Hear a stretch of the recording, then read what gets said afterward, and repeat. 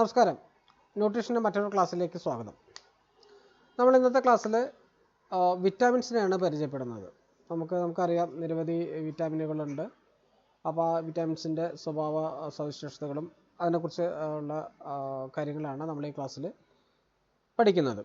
Okay, അപ്പം നമുക്ക് നേരത്തെ തന്നെ നമ്മൾ സ്റ്റാർട്ടിങ്ങിൽ ഫസ്റ്റ് ക്ലാസ്സിൽ തന്നെ പറഞ്ഞതാണ് മൈക്രോ ന്യൂട്രിയൻസൊക്കെ നമ്മൾ പരിചയപ്പെട്ടിട്ടുള്ളതാണ്. അപ്പം അതിൽ വരുന്ന വിറ്റാമിൻസ് ആൻഡ് മിനറൽസ് എന്ന ഭാഗത്തെയാണ് നമ്മൾ ഈ ക്ലാസ്സിൽ വിശദമായിട്ട് പഠിക്കുന്നത്. ഓക്കെ, ഒരിക്കൽ കൂടി എല്ലാവർക്കും ക്ലാസ്സുകളിലേക്ക് സ്വാഗതം. അപ്പം എന്താണ് വിറ്റാമിൻസ് എന്ന് പറഞ്ഞാൽ എന്താണ്? വിറ്റാമിൻസ് എന്ന് പറഞ്ഞാൽ vitamins are natural and essential nutrients ആണെന്ന് പറയാം അല്ലേ.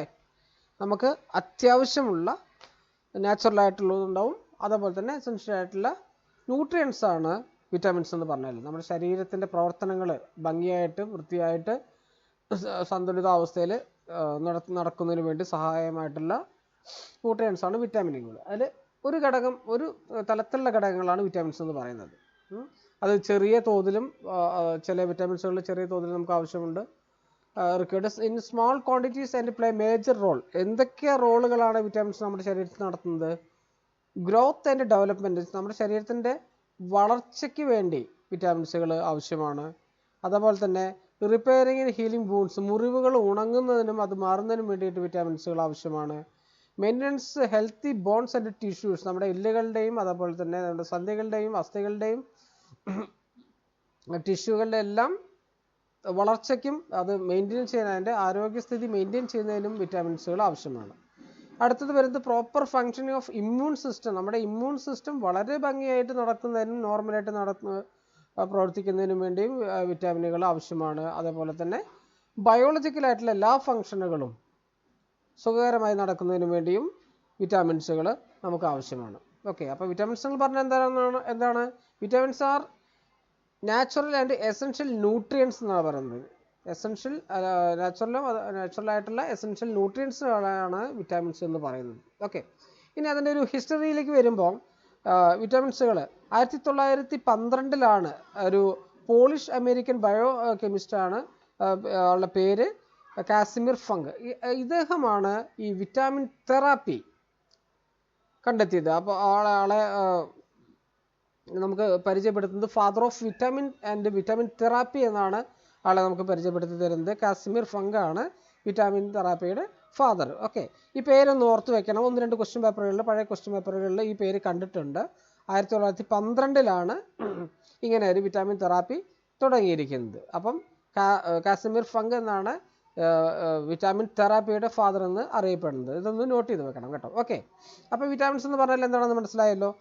ഇത് നോക്കാം, നമുക്ക് ടൈപ്പ് ഓഫ് വിറ്റാമിൻസിലേക്ക് പോകാം. എന്തൊക്കെ ടൈപ്പാണ് വിറ്റാമിൻസ് ഉള്ളത് നോക്കാം. നമുക്ക് പ്രധാനമായിട്ട് 2 ടൈപ്പാണ് ഉള്ളത്. ഒന്ന് ഫാറ്റ് സോലുബിൾ വിറ്റാമിൻസും അതേപോലെ തന്നെ വാട്ടർ സോലുബിൾ വിറ്റാമിൻസും. ഫാറ്റ് സോലുബിൾ എന്ന് പറഞ്ഞാൽ ഈ സോലുബിൾ എന്ന് പറയുന്നത് ലയിക്കുന്നതാണ്. ഒന്ന് ഫാറ്റ് സോലുബിൾ എന്ന് പറഞ്ഞാൽ ഫാറ്റിൽ ലയിക്കുന്ന വിറ്റാമിൻസുകളും, വാട്ടർ സോലുബിൾ എന്ന് പറഞ്ഞാൽ ജലത്തിൽ ലയിക്കുന്ന വിറ്റാമിനുകളാണ് പറയുന്നത്.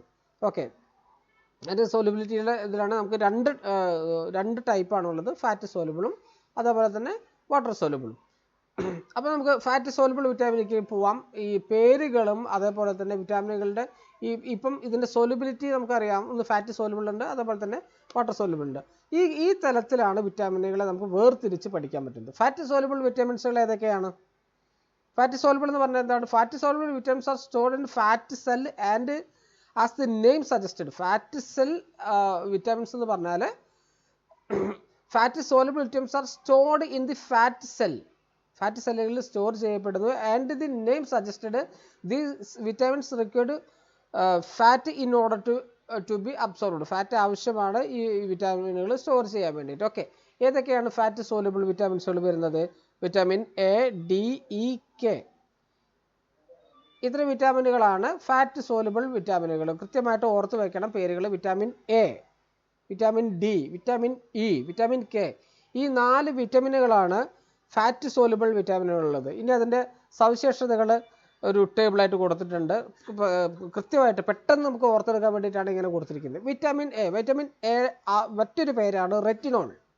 ഈ ഒരു പേരുകൾ കൃത്യമായിട്ട് പഠിച്ചു പോകണം. വിറ്റാമിൻ എയുടെ മറ്റൊരു പേരാണ് റെറ്റിനോൾ എന്നറിയപ്പെടുന്നത്. ഓക്കെ, അപ്പം കൃത്യമായിട്ട് ഓർത്ത് വെക്കുക. വിറ്റാമിൻ എ അത് ഏതൊക്കെ ഫുഡിൽ നിന്നാണ്, ഏതൊക്കെ ഫുഡ് സോഴ്സിൽ നിന്നാണ് നമുക്ക് ലഭിക്കുന്നത്? ഗ്രീൻ ലീഫി വെജിറ്റബിൾസ് നമുക്ക് ലഭിക്കുന്നുണ്ട്, വിറ്റാമിൻ എ ലഭിക്കുന്നുണ്ട്. റൈപ്പ് യെല്ലോ ഫ്രൂട്ട്, മഞ്ഞ കളറുള്ള പഴുത്ത പഴവർഗ്ഗങ്ങളിൽ നിന്ന് വിറ്റാമിൻ എ നമുക്ക് ലഭിക്കുന്നുണ്ട്. Guava, milk, liver, nuts, tomato, oranges, carrot, broccoli, watermelon, ഇത്തരം ഈ ഫുഡ് സോഴ്സിൽ നിന്നെല്ലാം നമുക്ക് ധാരാളം വിറ്റാമിൻ എ ലഭിക്കുന്നുണ്ട്. ടേബിൾ കൃത്യമായിട്ട് പഠിച്ചു പോകണം. വിറ്റാമിൻ എ ലഭിക്കുന്ന ഫുഡ് സോഴ്സ് ആണ് പറയുന്നത്. ഇനി വിറ്റാമിൻ എയുടെ ഡെഫിഷ്യൻസി ഡിസീസ്, വിറ്റാമിൻ എ കുറയുമ്പോഴുള്ള അസുഖങ്ങളുടെ പേരുകൾ അടുത്ത ടേബിളിൽ കൊടുത്തിട്ടുണ്ട്. നൈറ്റ് ബ്ലൈൻഡ്നെസ് ആണ് നമുക്ക് പെട്ടെന്ന് ചോദ്യ പേപ്പറുകളിൽ കാണപ്പെടുന്നത്. നൈറ്റ് ബ്ലൈൻഡ്നെസ് വരുന്നുണ്ട്, അതുപോലെ തന്നെ കെരാട്ടോമലേഷ്യ, പിന്നെ സിറോഫ്താൽമിയ വരുന്നുണ്ട്. സിറോഫ്താൽമിയ ഒരു ക്വസ്റ്റ്യൻ കണ്ടിരിക്കുന്നത് ആൻറ്റി സിറോഫ്താൽമിക് ഡ്രഗ് ആയിട്ട് ഏത് വിറ്റാമിൻ ആണ് അഡ്മിനിസ്ട്രേറ്റ് ചെയ്യുന്നതിൻ്റെ ഒരു ക്വസ്റ്റ്യൻ കണ്ടിട്ടുണ്ട്. വിറ്റാമിൻ എ ആണ് കൊടുക്കുന്നത്. അപ്പോൾ സിറോഫ്താൽമിയ അതിൽ ടൈപ്പ് ചെയ്തിട്ടില്ല, അത് വിട്ടുപോയതാണ്. അപ്പം ഇത്തരം ഓരോ വിറ്റാമിനുകളും അതിൻ്റെ ഡെഫിഷ്യൻസി, അതിൻ്റെ അഭാവം മൂലമുള്ള അസുഖങ്ങളും കൂടെ നമ്മൾ ഓർത്തു വെക്കണം. അപ്പോൾ ഒരു വിറ്റാമിനെ കുറിച്ച് നമ്മൾ പഠിക്കുകയാണ്.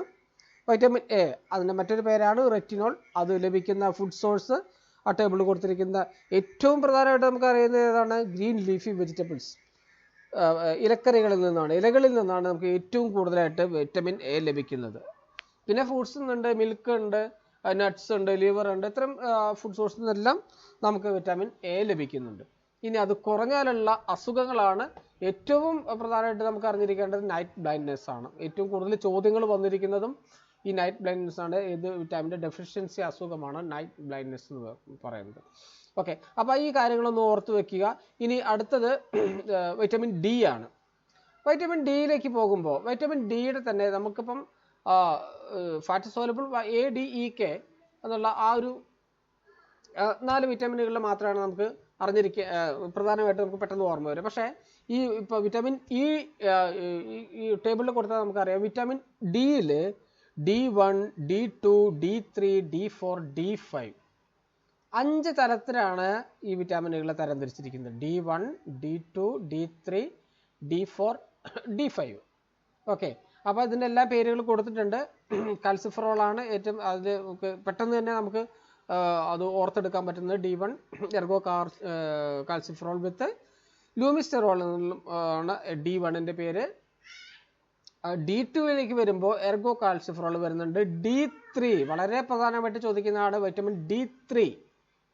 കോളി കാൽസിഫറോൾ ആണ് വിറ്റാമിൻ D3 പേര് വരുന്നത്. D4ലേക്ക് വരുമ്പോൾ 22 ഡൈഹൈഡ്രോ എർഗി കാൽസിഫറോൾ ആണ് D4ൻ്റെ മറ്റൊരു പേരിൽ അറിയപ്പെടുന്നത്.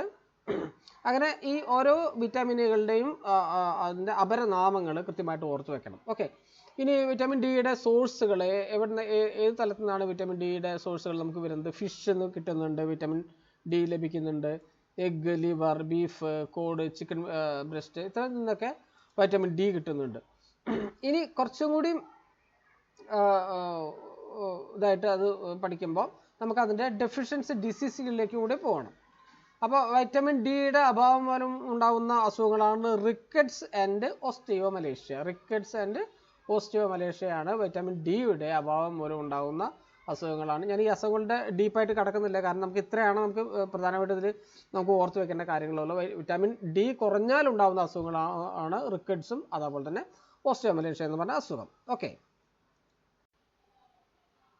ഓക്കെ, അപ്പോൾ നമുക്ക് വിറ്റാമിൻ ഡിയുടെ ഡെഫിഷ്യൻസിയിൽ വരുന്ന അസുഖങ്ങളുടെ പേര് നമ്മൾ പഠിച്ചു. റിക്കറ്റ്സ് ആൻഡ് ഓസ്റ്റിയോമലേഷ്യ എന്ന് നമ്മൾ പഠിച്ചു. ഓക്കെ, അപ്പോൾ ഈ റിക്കറ്റ്സ് പ്രധാനമായിട്ടും ബാധിക്കുന്നത് കുട്ടികളിലും അതേപോലെ തന്നെ ഈ ഓസ്റ്റിയോമലേഷ്യ ബാധിക്കുന്നത് മുതിർന്നവരിലാണ് ഈ അസുഖങ്ങൾ കണ്ടുവരുന്നത്. ഓക്കെ, അപ്പോൾ വിറ്റാമിൻ ഡി കഴിഞ്ഞു. ഇനി അടുത്തത് വരുന്നത് വിറ്റാമിൻ ഇ ആണ്. ഓക്കെ, വിറ്റാമിൻ ഇ എന്താണ്? വിറ്റാമിൻ ഇയുടെ പ്രത്യേകതകൾ. വിറ്റാമിൻ ഇയുടെ മറ്റൊരു പേരാണ് ടോക്കോഫെറോൾസ്, അതേപോലെ തന്നെ ടോക്കോട്രിനോൾസും കൂടെ അതിന് മറ്റൊരു പേരുണ്ട്. വിറ്റാമിൻ ഇയുടെ മറ്റു പേരുകളാണ് ടോക്കോഫെറോൾസും അതേപോലെ തന്നെ ടോക്കോട്രിനോൾസും. നമുക്ക് അതിൻ്റെ സോഴ്സിലേക്ക് വരുമ്പോൾ potato, pumpkin, guava, mango, milk, nuts, അതേപോലെ തന്നെ സീഡ്സ്, ഇത്തരം ഫുഡ് സോഴ്സിൽ നിന്നാണ് നമുക്ക് വിറ്റാമിൻ ഇ ലഭ്യമാവുന്നത്. ഇനി വിറ്റാമിൻ ഇ കുറയുന്നതിനോട് കൂടി ഉണ്ടാകുന്ന അസുഖങ്ങളാണ് വിറ്റാമിൻ ഇ ഡെഫിഷ്യൻസി ഡിസീസുകളിലേക്ക് വരുമ്പോൾ ഹാർട്ട് പ്രോബ്ലംസ് ഉണ്ടാവാം, അതേപോലെ തന്നെ ഹെമോലിസിസ്, അതുപോലെ തന്നെ സ്റ്റെറിലിറ്റി, ഇത്തരം അസുഖങ്ങളാണ് വിറ്റാമിൻ ഇയുടെ അഭാവം മൂലം ഉണ്ടാകുന്ന അസുഖങ്ങൾ. ഓക്കെ, അപ്പോൾ ഫാറ്റ് സോലുബിൾ വിറ്റാമിനിൽ അടുത്തത് വരുന്നത് വിറ്റാമിൻ കെ ആണ്. വിറ്റാമിൻ കെയിൽ അഥവാ ഈ നേരത്തെ നമ്മൾ വിറ്റാമിൻ ഡി പരിചയപ്പെട്ടതുപോലെ രണ്ട് ഉണ്ട്, K1 ഉണ്ട്, K2 ഉണ്ട്. ഓക്കെ, വിറ്റാമിൻ കെയുടെ രണ്ട് ടൈപ്പാണുള്ളത്, വിറ്റാമിൻ K1 അതേപോലെ തന്നെ വിറ്റാമിൻ K2, രണ്ട് ടൈപ്പാണുള്ളത്. നമുക്കതിന് ലഭിക്കുന്ന അതിൻ്റെ ഫുഡ് സോഴ്സ് ലഭിക്കുന്ന ഫുഡ് സോഴ്സുകൾ ഇവിടെ പറഞ്ഞിട്ടുണ്ട്. ടൊമാറ്റോ, ബ്രൊക്കോളി, ചീനട്ട്സ്, കാഷ്യൂ നട്ട്സ്, ബീഫ്, അതുപോലെ തന്നെ ലംബ്, മാംഗോസ്, ഗ്രേപ്സ്, ഇത്തരം ഫുഡിൽ നിന്നെല്ലാം നമുക്ക് ധാരാളം വിറ്റാമിൻ കെ ലഭിക്കുന്നുണ്ട്. ഓക്കെ, അപ്പോൾ ഈ വിറ്റാമിൻ കെയുടെ അഭാവം മൂലം ഉണ്ടാകുന്ന അസുഖമാണ് ഹെമറേജ്. ഹെമറേജ് എന്ന് പറഞ്ഞാൽ എന്താണ്? ഹെമറേജ് എന്ന് പറഞ്ഞാൽ നമ്മുടെ രക്തക്കുഴലുകൾ സ്വാഭാവികമായിട്ട് പൊട്ടുന്ന അവസ്ഥ, പ്രഷർ കൂടിയിട്ടോ അങ്ങനെ എന്തെങ്കിലും അത്തരത്തിലുള്ള അവസ്ഥയാണ്, ആ ഒരു ബ്ലീഡിങ് ഉണ്ടാകുന്ന അവസ്ഥയാണ് ഹെമറേജ് എന്ന് പറയുന്നത്. അപ്പോൾ ബ്ലീഡിങ്, നിലയ്ക്കാത്ത ബ്ലീഡിങ് ഉണ്ടാവും, അത്തരം ഒരു ഒരു അസുഖ അവസ്ഥയാണ് ഹെമറേജ് എന്ന് പറയുന്നത്. അപ്പം ഈ വിറ്റാമിൻ കെയുടെ അഭാവത്തിൻ്റെ അസുഖം കൃത്യമായിട്ടൊന്ന് ഓർത്ത് വെക്കണം. അപ്പം നമ്മൾ ഫാറ്റ് സോലുബിൾ വിറ്റാമിൻസുകൾ, ഇപ്പോൾ vitamin A, D, E, K 4 വിറ്റാമിനുകളും അതിൽ വരുന്ന അതിൻ്റെ മറ്റ് ക്ലാസിഫിക്കേഷനുകളും ഏതൊക്കെ തലത്തിലുള്ള ഏതൊക്കെ ഫുഡിൽ നിന്നാണ് ഈ വിറ്റാമിനുകൾ ലഭിക്കുന്നത്, അതിൻ്റെ ഡെഫിഷ്യൻസി അസുഖങ്ങൾ എന്തൊക്കെയാണെന്നുകളും നമ്മൾ പഠിച്ചു. ഓക്കെ, അപ്പോൾ ഫാറ്റ് സോലുബിൾ വിറ്റാമിൻസുകൾ ഇവിടെ അവസാനിക്കുന്നു. അടുത്തത് വരുന്നത് അതിൻ്റെ ഒരു ഡെയിലി ഇൻടേക്ക് കൂടി പറയുന്നുണ്ട്. ഓരോ വിറ്റാമിനുകളും നമുക്ക് നോർമലായിട്ട് ഡെയിലി ഇൻടേക്ക്, റെക്കമെൻഡഡ് ഡെയിലി ഇൻടേക്കാണ് പറയുന്നത്. വിറ്റാമിൻ എത്രയാണ് വേണ്ടത്? 700 മൈക്രോഗ്രാംസ് ആണ് വുമൻസിന് വേണ്ടത്. അത് മെൻസിലേക്ക് വരുമ്പോൾ 900 മൈക്രോഗ്രാംസ് ആണ് വരുന്നത്. അതിൻ്റെ അപ്പർ ലിമിറ്റ്, ഓരോ വിറ്റാമിനുകളും അതിൻ്റെ അപ്പർ ലിമിറ്റ് ഉണ്ട്. അത് ഇത്ര വരെ യൂസ് ചെയ്യാൻ പാടുള്ളൂ, ഇത്ര വരെയാണ് നമ്മളത് അഡ്മിനിസ്ട്രേറ്റ് ചെയ്യാൻ പാടുള്ളൂ. ഒരു വർഷത്തിലാണെങ്കിലും അല്ലെങ്കിൽ ഒരു ദിവസത്തിലാണെങ്കിലും അത് ഇത്ര വരെയാണ് മാക്സിമം ലെവൽ ഉണ്ടാകാൻ പാടുള്ളൂ. അത് പറയുന്നത് ഡെയിലി ഇൻടേക്ക് വരുമ്പോൾ 3000 മൈക്രോഗ്രാംസ് വരെയാണ് മാക്സിമം അത് അഡ്മിനിസ്ട്രേറ്റ് ചെയ്യാൻ പാടുള്ളൂ വിറ്റാമിൻ എ. അത് കഴിഞ്ഞിട്ടുണ്ടെങ്കിൽ ഇതേപോലെ തന്നെ വിറ്റാമിൻ കൂടുതലാവും. അപ്പോൾ അതിൻ്റേതായിട്ടുള്ള ശാരീരിക പ്രശ്നങ്ങളും ബുദ്ധിമുട്ടുകളും എല്ലാ കാര്യങ്ങളും ഉണ്ടാവും. അപ്പോൾ അതിൻ്റെ നോർമലായിട്ടുള്ള ഡെയിലി റെക്കമെൻഡഡ് ഡെയിലി ഇൻടേക്കാണ് 700 മൈക്രോഗ്രാംസ് വുമൻസിനും 900 മൈക്രോഗ്രാംസ് മെൻസിനും. അതിൻ്റെ ഏറ്റവും ഉയർന്ന ഒരു തോതെന്ന് പറയുന്നത്, അപ്പർ ലിമിറ്റ് എന്ന് പറയുന്നത് 3000 മൈക്രോഗ്രാംസ് ആണ്. വിറ്റാമിൻ ഡിയിലേക്ക് വരുമ്പോൾ അതിൽ ഏജ് ഗ്രൂപ്പ് കൃത്യമായിട്ട് കൊടുത്തിട്ടുണ്ട്. ഏജ് 19 to 50, 19 മുതൽ 50 വരെ പ്രായമായവർക്ക് 15 മൈക്രോഗ്രാംസ്, 600 ഇൻ്റർനാഷണൽ യൂണിറ്റ് ആണ് പറയുന്നത്. വിമൻസിൽ 19 മുതൽ 50 വരെ വയസ്സുള്ളവർക്ക് പ്രായമുള്ളവർക്ക് 15 മൈക്രോഗ്രാംസും, 51 മുതൽ 70 വയസ്സ് വരെ പ്രായമുള്ള ആ കാറ്റഗറിയിലുള്ളവർക്ക് ഇതേ യൂണിറ്റ് തന്നെയാണ് കൊടുക്കേണ്ടത്, 15 മൈക്രോഗ്രാംസും. ഇനി 71 മുതൽ പ്രായമുള്ളവർക്ക് 20 മൈക്രോഗ്രാംസ്, 800 ഇൻ്റർനാഷണൽ യൂണിറ്റ് ആണ് വുമൻസിന് vitamin D recommended daily intake ആയിട്ട് പറയുന്നത്. ഇനി അത് മെൻസിലേക്ക് വരുമ്പോൾ ഏജ് 19 to 50ലും അതേപോലെ തന്നെ 90 to 70 വരെ 15 മൈക്രോഗ്രാംസ് ആണ്, 15 മൈക്രോഗ്രാംസ് ആണ്, 600 ഇൻ്റർനാഷണൽ യൂണിറ്റ് ആണ് വിറ്റാമിൻ ഡി അഡ്മിനിസ്ട്രേറ്റ് ചെയ്യുന്നത്. ഇനി 71+ ആകുമ്പം ഈ സെയിം ഇപ്പോൾ വുമൻസിന് പറഞ്ഞിരിക്കുന്ന അതേ റേഞ്ച് തന്നെയാണ് വരുന്നത്, 20 മൈക്രോഗ്രാംസ്. അത് പറഞ്ഞാൽ 800 ഇൻ്റർനാഷണൽ യൂണിറ്റ് തന്നെയാണ് വിറ്റാമിൻ ഡി മെൻസിനും കൊടുക്കുന്നത്. അതിൻ്റെ അപ്പർ ലിമിറ്റിലേക്ക് വരുമ്പോൾ 100 മൈക്രോഗ്രാംസ് അപ്പർ ലിമിറ്റാണ്, 4000 ഇൻ്റർനാഷണൽ യൂണിറ്റ് വരെ അത് അഡ്മിനിസ്ട്രേറ്റ് ചെയ്യാൻ അത് കൊടുക്കാൻ പാടുള്ളൂ. അത് കഴിഞ്ഞാൽ അത് ഓവർ ഡോസ് ആവും. ഓക്കെ, ഇനി വിറ്റാമിൻ ഇയിലേക്ക് വരുമ്പോൾ 12 to 15 ഇൻ്റർനാഷണൽ യൂണിറ്റ് തന്നെയാണ് മെൻസിനും വിമൻസിനും കോമൺ ആയിട്ട് കൊടുക്കുന്നത്. അതിൻ്റെ മാക്സിമം അപ്പർ ലിമിറ്റ് പറയുന്നത് 1000 മില്ലിഗ്രാംസ് വരുന്നുണ്ട്. Vitamin K 1 to 2 milligram, vitamin K 1 to 2 milligram മെൻസിനും വിമൻസിനും കോമൺ ആയിട്ട് ഒരേപോലെ തന്നെ റെക്കമെൻഡഡ് ആയിട്ടുള്ള ഡെയിലി ഇൻടേക്ക് പറയുന്നുണ്ട്. ഓക്കെ, അപ്പോൾ ഫാറ്റ് സോലുബിൾ വിറ്റാമിനുകൾ ഏതൊക്കെയാണെന്ന് നമുക്കൊന്നുകൂടി ഓർത്തെടുക്കാം. Vitamin A, D, E, K fat soluble വിറ്റാമിനുകളാണ്, A, D, E, K. Okay, ഇനി നെക്സ്റ്റ് നമ്മൾ പോകുന്നത് വാട്ടർ സോലുബിൾ വിറ്റാമിൻസിനാണ്. എന്തൊക്കെയാണ് വാട്ടർ സോലുബിൾ വിറ്റാമിൻസ് ഉണ്ട്? Water soluble vitamins are not stored in our body as it is excess get to excreted through the urine. Therefore, these vitamins need to replenished constantly. എന്താ പറയുന്നത്? നമ്മുടെ ശരീരത്തിൽ ഇത് ഒരിക്കലും store ചെയ്ത് വെക്കുന്നില്ല. ഇത് നമ്മുടെ ശരീരത്തിൽ നിന്ന് ഇത് excreted through urine, നമ്മുടെ ശരീരത്തിൽ നിന്ന് യൂറിൻ വഴി ഇത് പോയിക്കൊണ്ടേയിരിക്കുന്നതാണ്. അതാണ് വാട്ടർ സോലുബിൾ വിറ്റാമിൻ്റെ പ്രത്യേകത പറയുന്നത്. Are not stored in our body as it is excess gets excreted through urine. Therefore, these vitamins need to be replenished constantly. അത് കോൺസ്റ്റൻ്റ് ആയിട്ട് നമ്മുടെ ശരീരത്തിലേക്ക് അത് ഇപ്പോൾ ഫുഡ് വഴിയോ അല്ലെങ്കിൽ മറ്റേതെങ്കിലും തലങ്ങളിൽ വഴിയോ നമ്മുടെ ശരീരത്തിലേക്ക് കിട്ടിക്കൊണ്ടേയിരിക്കണം. നമ്മുടെ ശരീരത്തിലേക്ക് അത് എക്സസ് ആയതൊന്നും സ്റ്റോർ ചെയ്ത് വെക്കില്ല. അതാണ് വാട്ടർ സോലുബിൾ വിറ്റാമിൻ്റെ പ്രത്യേകത. ഏതൊക്കെയാണ് വാട്ടർ സോലുബിൾ വിറ്റാമിനുകൾ? വിറ്റാമിൻ ബി, അതുപോലെ തന്നെ വിറ്റാമിൻ സി. ഇതാണ് വാട്ടർ സോലുബിൾ വിറ്റാമിനുകൾ. ഓക്കെ, അപ്പം ഈ വിറ്റാമിൻ ബിയും അതുപോലെ സിയും പറഞ്ഞാൽ ഇപ്പോൾ രണ്ട് വിറ്റാമിനുകൾ നമുക്ക് നേരിട്ട് കാണുമ്പോൾ നമുക്ക് അറിയുന്നുള്ളൂ വിറ്റാമിൻ ബി, സി. പക്ഷേ ഈ ബിക്കകത്ത് ഒരുപാട് കാറ്റഗറി ഉണ്ട്. B1 thiamine. ഇതിലുള്ള ഈ ഒരു ലിസ്റ്റ് തന്നിരിക്കുന്ന പേരുകൾ കൃത്യമായിട്ട് ഓർത്ത് വെക്കണം. ഒരു കാരണവശാലും അങ്ങോട്ടും ഇങ്ങോട്ടും തെറ്റിപ്പോകരുത്. കാരണം നിരവധി തവണ ഇത് ചോദ്യങ്ങൾ ചോദിച്ചിട്ടുള്ളതാണ് ഈ വിറ്റാമിനുകൾ. വിറ്റാമിൻ ബി പേര്, വിറ്റാമിൻ ബിയുടെ പേരെന്താണ്? തയാമിൻ. വിറ്റാമിൻ B2, B1ൻ്റെ പേര് thiamine, B2 riboflavin, vitamin B3 niacin, B5 pantothenic acid, അതുപോലെ തന്നെ B6 pyridoxine, B7 biotin, B9 folic acid, B12 various cobalamins എന്നാണ് ഇത് പറയുന്നത്. സയാനോ കൊബാലമിൻസ് എല്ലാം ഇത് വരുന്നതാണ്. പിന്നെ അതുപോലെ തന്നെ വിറ്റാമിൻ സിയും വരുന്നുണ്ട്. അപ്പം ഈ ഒരു പേരുകൾ വിറ്റാമിൻ B1 മുതൽ B12 വരെയുള്ള വിറ്റാമിനുകൾ പേരുകൾ കൃത്യമായിട്ട് ഓർത്ത് വെക്കണം. ഒരു ക്വസ്റ്റ്യൻ തീർച്ചയായിട്ടും ഇതൊന്നും ഒരു ക്വസ്റ്റ്യൻ ഉണ്ടായിരിക്കും. Other name of vitamin B6 ആയിരിക്കാം, അല്ലെങ്കിൽ B3 ആയിരിക്കാം, B2 ആയിരിക്കാം. ഇത് ഇമ്പോർട്ടൻ്റ് ആയിട്ടുള്ള ഒരു ഭാഗമാണ്. കാരണം നമുക്കിത് ക്വസ്റ്റ്യൻ നിരവധി പേപ്പറുകൾ, നിരവധി എക്സാമുകളിൽ ഇതിനകത്ത് ക്വസ്റ്റ്യൻ കണ്ടിട്ടുണ്ട്. അപ്പോൾ അതിന് പേരുകൾ കൃത്യമായിട്ട് ഓർത്ത് വെക്കുക. നമുക്ക് 1 by 1 ആയിട്ട് നമുക്ക് അതിൻ്റെ സവിശേഷതകൾ എന്താണെന്ന് നോക്കാം. ഇത് കുറച്ച് ഡീറ്റെയിൽ ആയിട്ട് തന്നെ പറയാം. നമ്മൾ ഇപ്പോൾ കണ്ടു. ഇപ്പോൾ വിറ്റാമിൻ B1, B2, B3 ഏതൊക്കെയാണ്? Thiamine, riboflavin, niacin and biotin. 4 വരുന്നത്. Vitamin B1, B2, B3, biotin എന്ന് പറയുമ്പോൾ B7 are required for the production of energy. Energy production വേണ്ടിയിട്ടാണ് സഹായിക്കുന്നതാണ് തയാമിൻ. തയാമിൻ എന്ന് പറഞ്ഞാൽ ആരാണ്? ഏതാണ്? Vitamin B1. റൈബോഫ്ലാവിൻ എന്ന് പറഞ്ഞിട്ടുണ്ടെങ്കിൽ വിറ്റാമിൻ B2. നിയാസ് എന്ന് പറയുമ്പോൾ വിറ്റാമിൻ B3. ബയോട്ടിൻ എന്ന് പറയുമ്പോൾ കുറച്ച് താഴേക്ക് വരണം, വിറ്റാമിൻ B7. ഓക്കെ, ഈ 4 വിറ്റാമിനുകൾ എന്തിനാണ് വേണ്ടി ഉപയോഗിക്കുന്നത്? Production of energy. Energy produce ചെയ്യാൻ വേണ്ടിയിട്ടാണ് ഈ വിറ്റാമിനുകൾ സഹായിക്കുന്നത്. ഓക്കെ, ഇനി അടുത്തത് പൈറിഡോക്സിൻ. പൈറിഡോക്സിനിലേക്ക് വരുമ്പോൾ ഏതാണ് പൈറിഡോക്സിൻ? Vitamin B6. B6 വരുന്ന plays an important role in amino acid metabolism. Amino acid മെറ്റബോളിസത്തിൻ്റെ ഇമ്പോർട്ടൻ്റ് റോൾ ഉള്ളത് ആരാണ്? Vitamin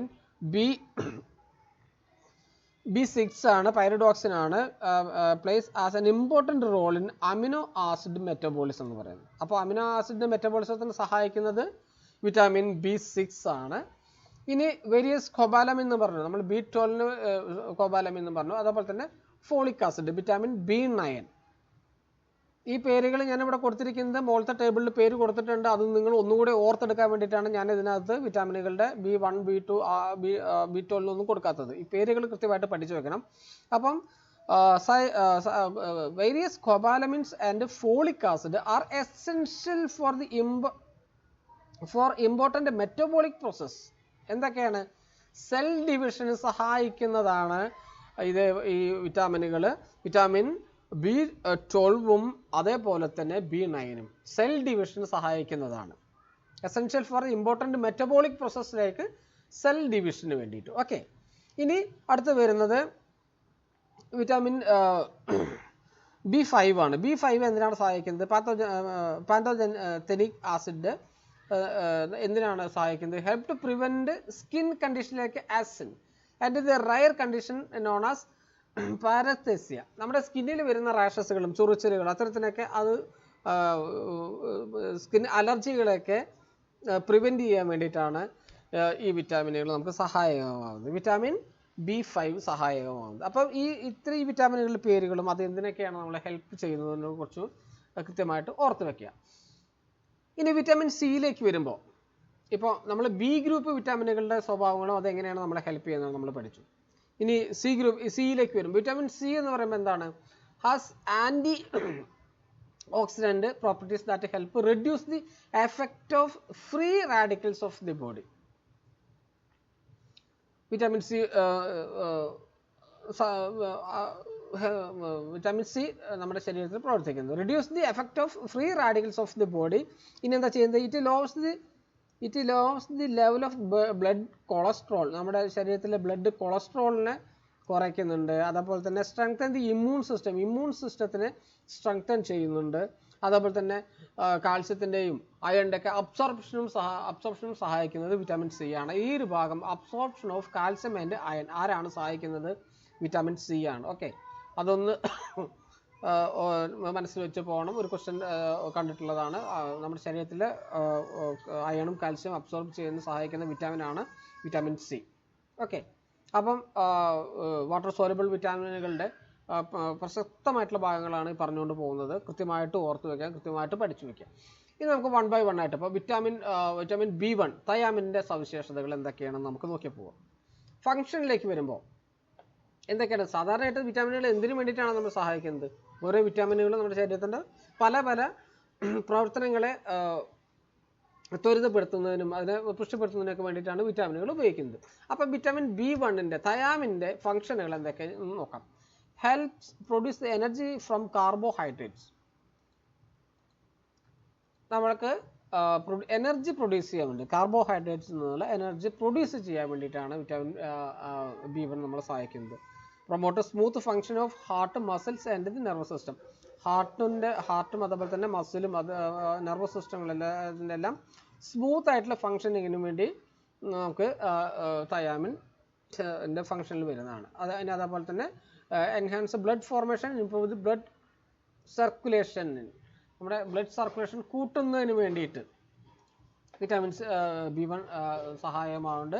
essential for proper growth of children. കുട്ടികളുടെ വളർച്ചയ്ക്കും അത്യാവശ്യമായിട്ടുള്ള വിറ്റാമിനാണ് തയാമിൻ B1 വിറ്റാമിൻ. ഇനി അതിൻ്റെ ഡെഫിഷ്യൻസിയിലേക്ക് വരുമ്പോൾ അതിൻ്റെ വിറ്റാമിൻ B1 കുറവ് മൂലം ഉണ്ടാകുന്ന പ്രശ്നങ്ങളാണ് എക്സസീവ് വീക്ക്നെസ്. വളരെയധികം ഒരു ക്ഷീണം അവസ്ഥ ഉണ്ടാവും, നെർവ് ഡാമേജ് വരും. അതിൻ്റെ അസുഖങ്ങൾ വരുന്നത് ബെറി സിവിയർ ലങ് ക്രാമ്പ് വരും, കുട്ടികളിൽ വരുന്നതാണ്. ലങ് ക്രാമ്പ്, കാലുകളിലെ വളവുകൾ ഉണ്ടാവും. അതേപോലെ തന്നെ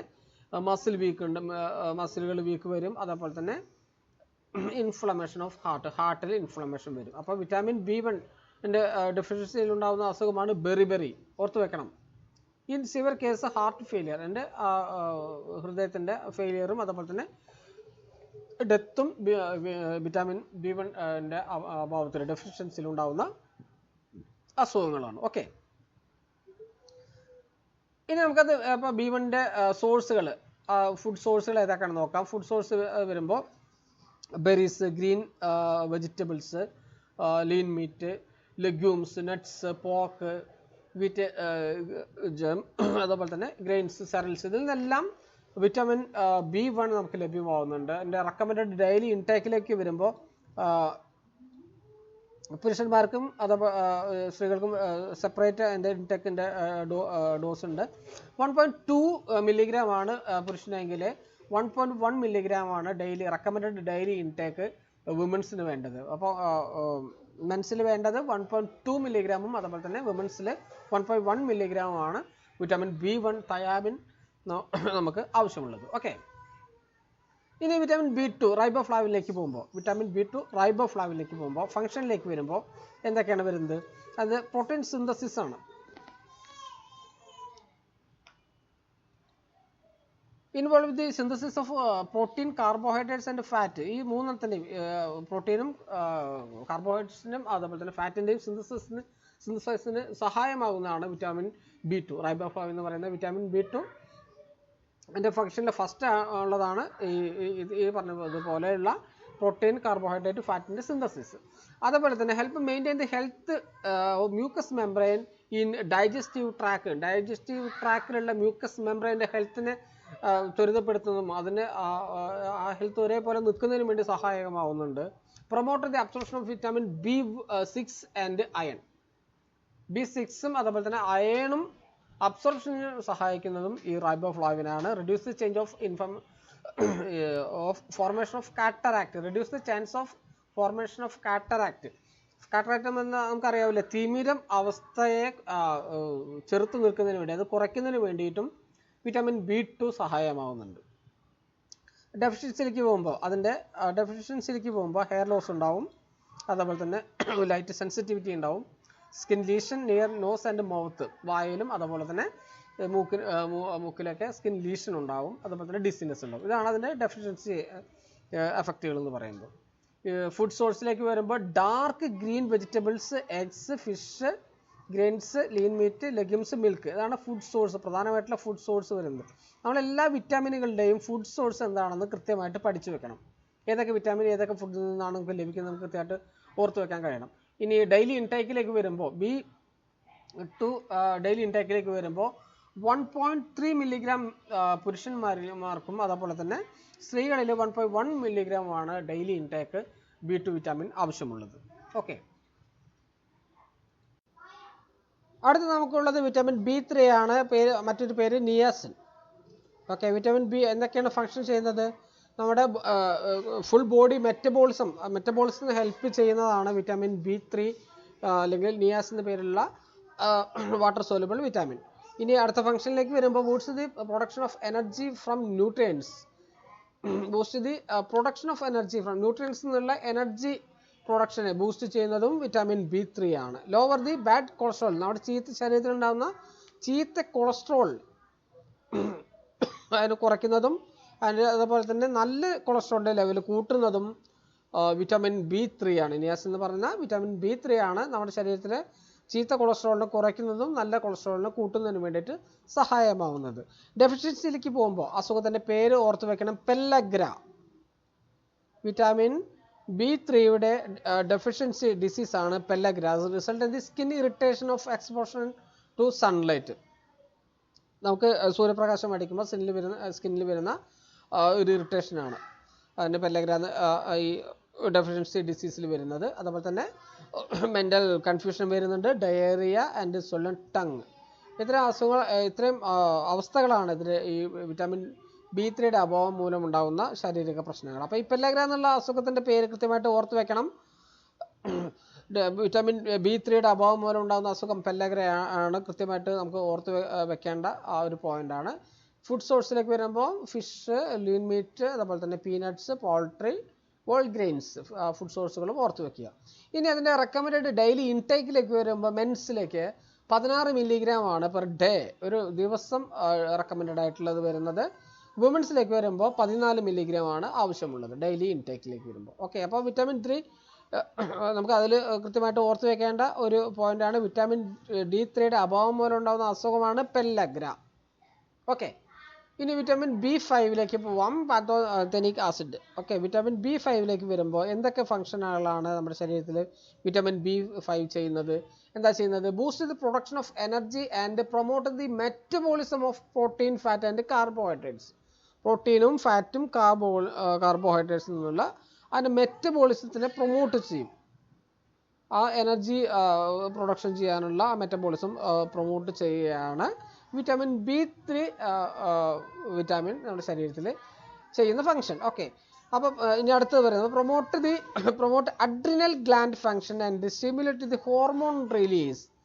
അഡ്രിനൽ ഗ്ലാൻഡ് ഫംഗ്ഷൻ സ്റ്റിമുലേറ്റ് ചെയ്ത് അതിൻ്റെ ഹോർമോൺ പ്രൊഡ്യൂസ് ചെയ്യാൻ സഹായകമാകുന്നത് വിറ്റാമിൻ B5 ആണ്. ഓർത്ത് വെക്കേണ്ട പോയിൻ്റാണ്. Stimulate the red blood cell in the formation and bile production. Red blood cell RBCയുടെയും അതുപോലെ തന്നെ ബൈലിൻ്റെ പ്രൊഡക്ഷനെയും സഹായമാവുന്നത് വിറ്റാമിൻ B5 ആണ്. ഡെഫിഷ്യൻസിയിലേക്ക് പോകുമ്പോൾ എന്തൊക്കെയാണ്? എക്സസീവ് വീക്ക്നെസ്, ശാരീരികമായിട്ടുള്ള ക്ഷീണം ഉണ്ടാവും ഡെഫിഷ്യൻസി ഡിസീസിലേക്ക് വരുന്നത്. വിറ്റാമിൻ B5ൻ്റെ ഡെഫിഷ്യൻസിയിലേക്ക് വരുമ്പോൾ എക്സസീവ് വീക്ക്നെസ് ഉണ്ടാവും, nausea, tingling in hands, difficulty sleeping, headache. ഇതാണ് ഈ വിറ്റാമിൻ B5 കുറഞ്ഞാൽ നമ്മുടെ ശരീരത്തിലുണ്ടാകുന്ന ശാരീരിക പ്രശ്നങ്ങൾ.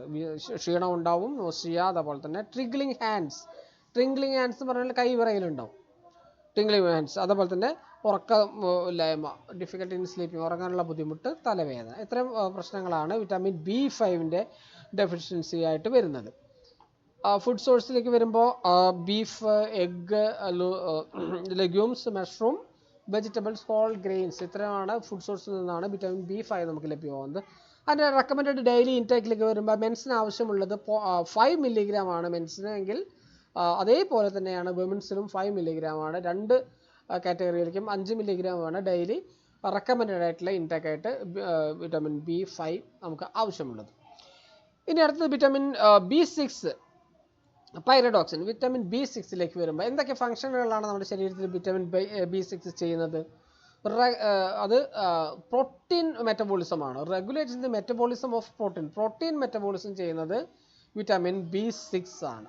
ഓക്കെ, ഇനി അടുത്തത് RBC promote red blood cell and haemoglobin formation. RBC form ചെയ്യുന്നതിനും അതേപോലെ തന്നെ ഹീമോഗ്ലോബിൻ്റെ ഫോർമേഷനെല്ലാം പ്രൊമോട്ട് ചെയ്യുന്നതും വിറ്റാമിൻ B6 ആണ്. ഓക്കെ, ഇനി അടുത്ത ഫംഗ്ഷനിലേക്ക് വരുമ്പോൾ stimulate the function the immune and nervous system.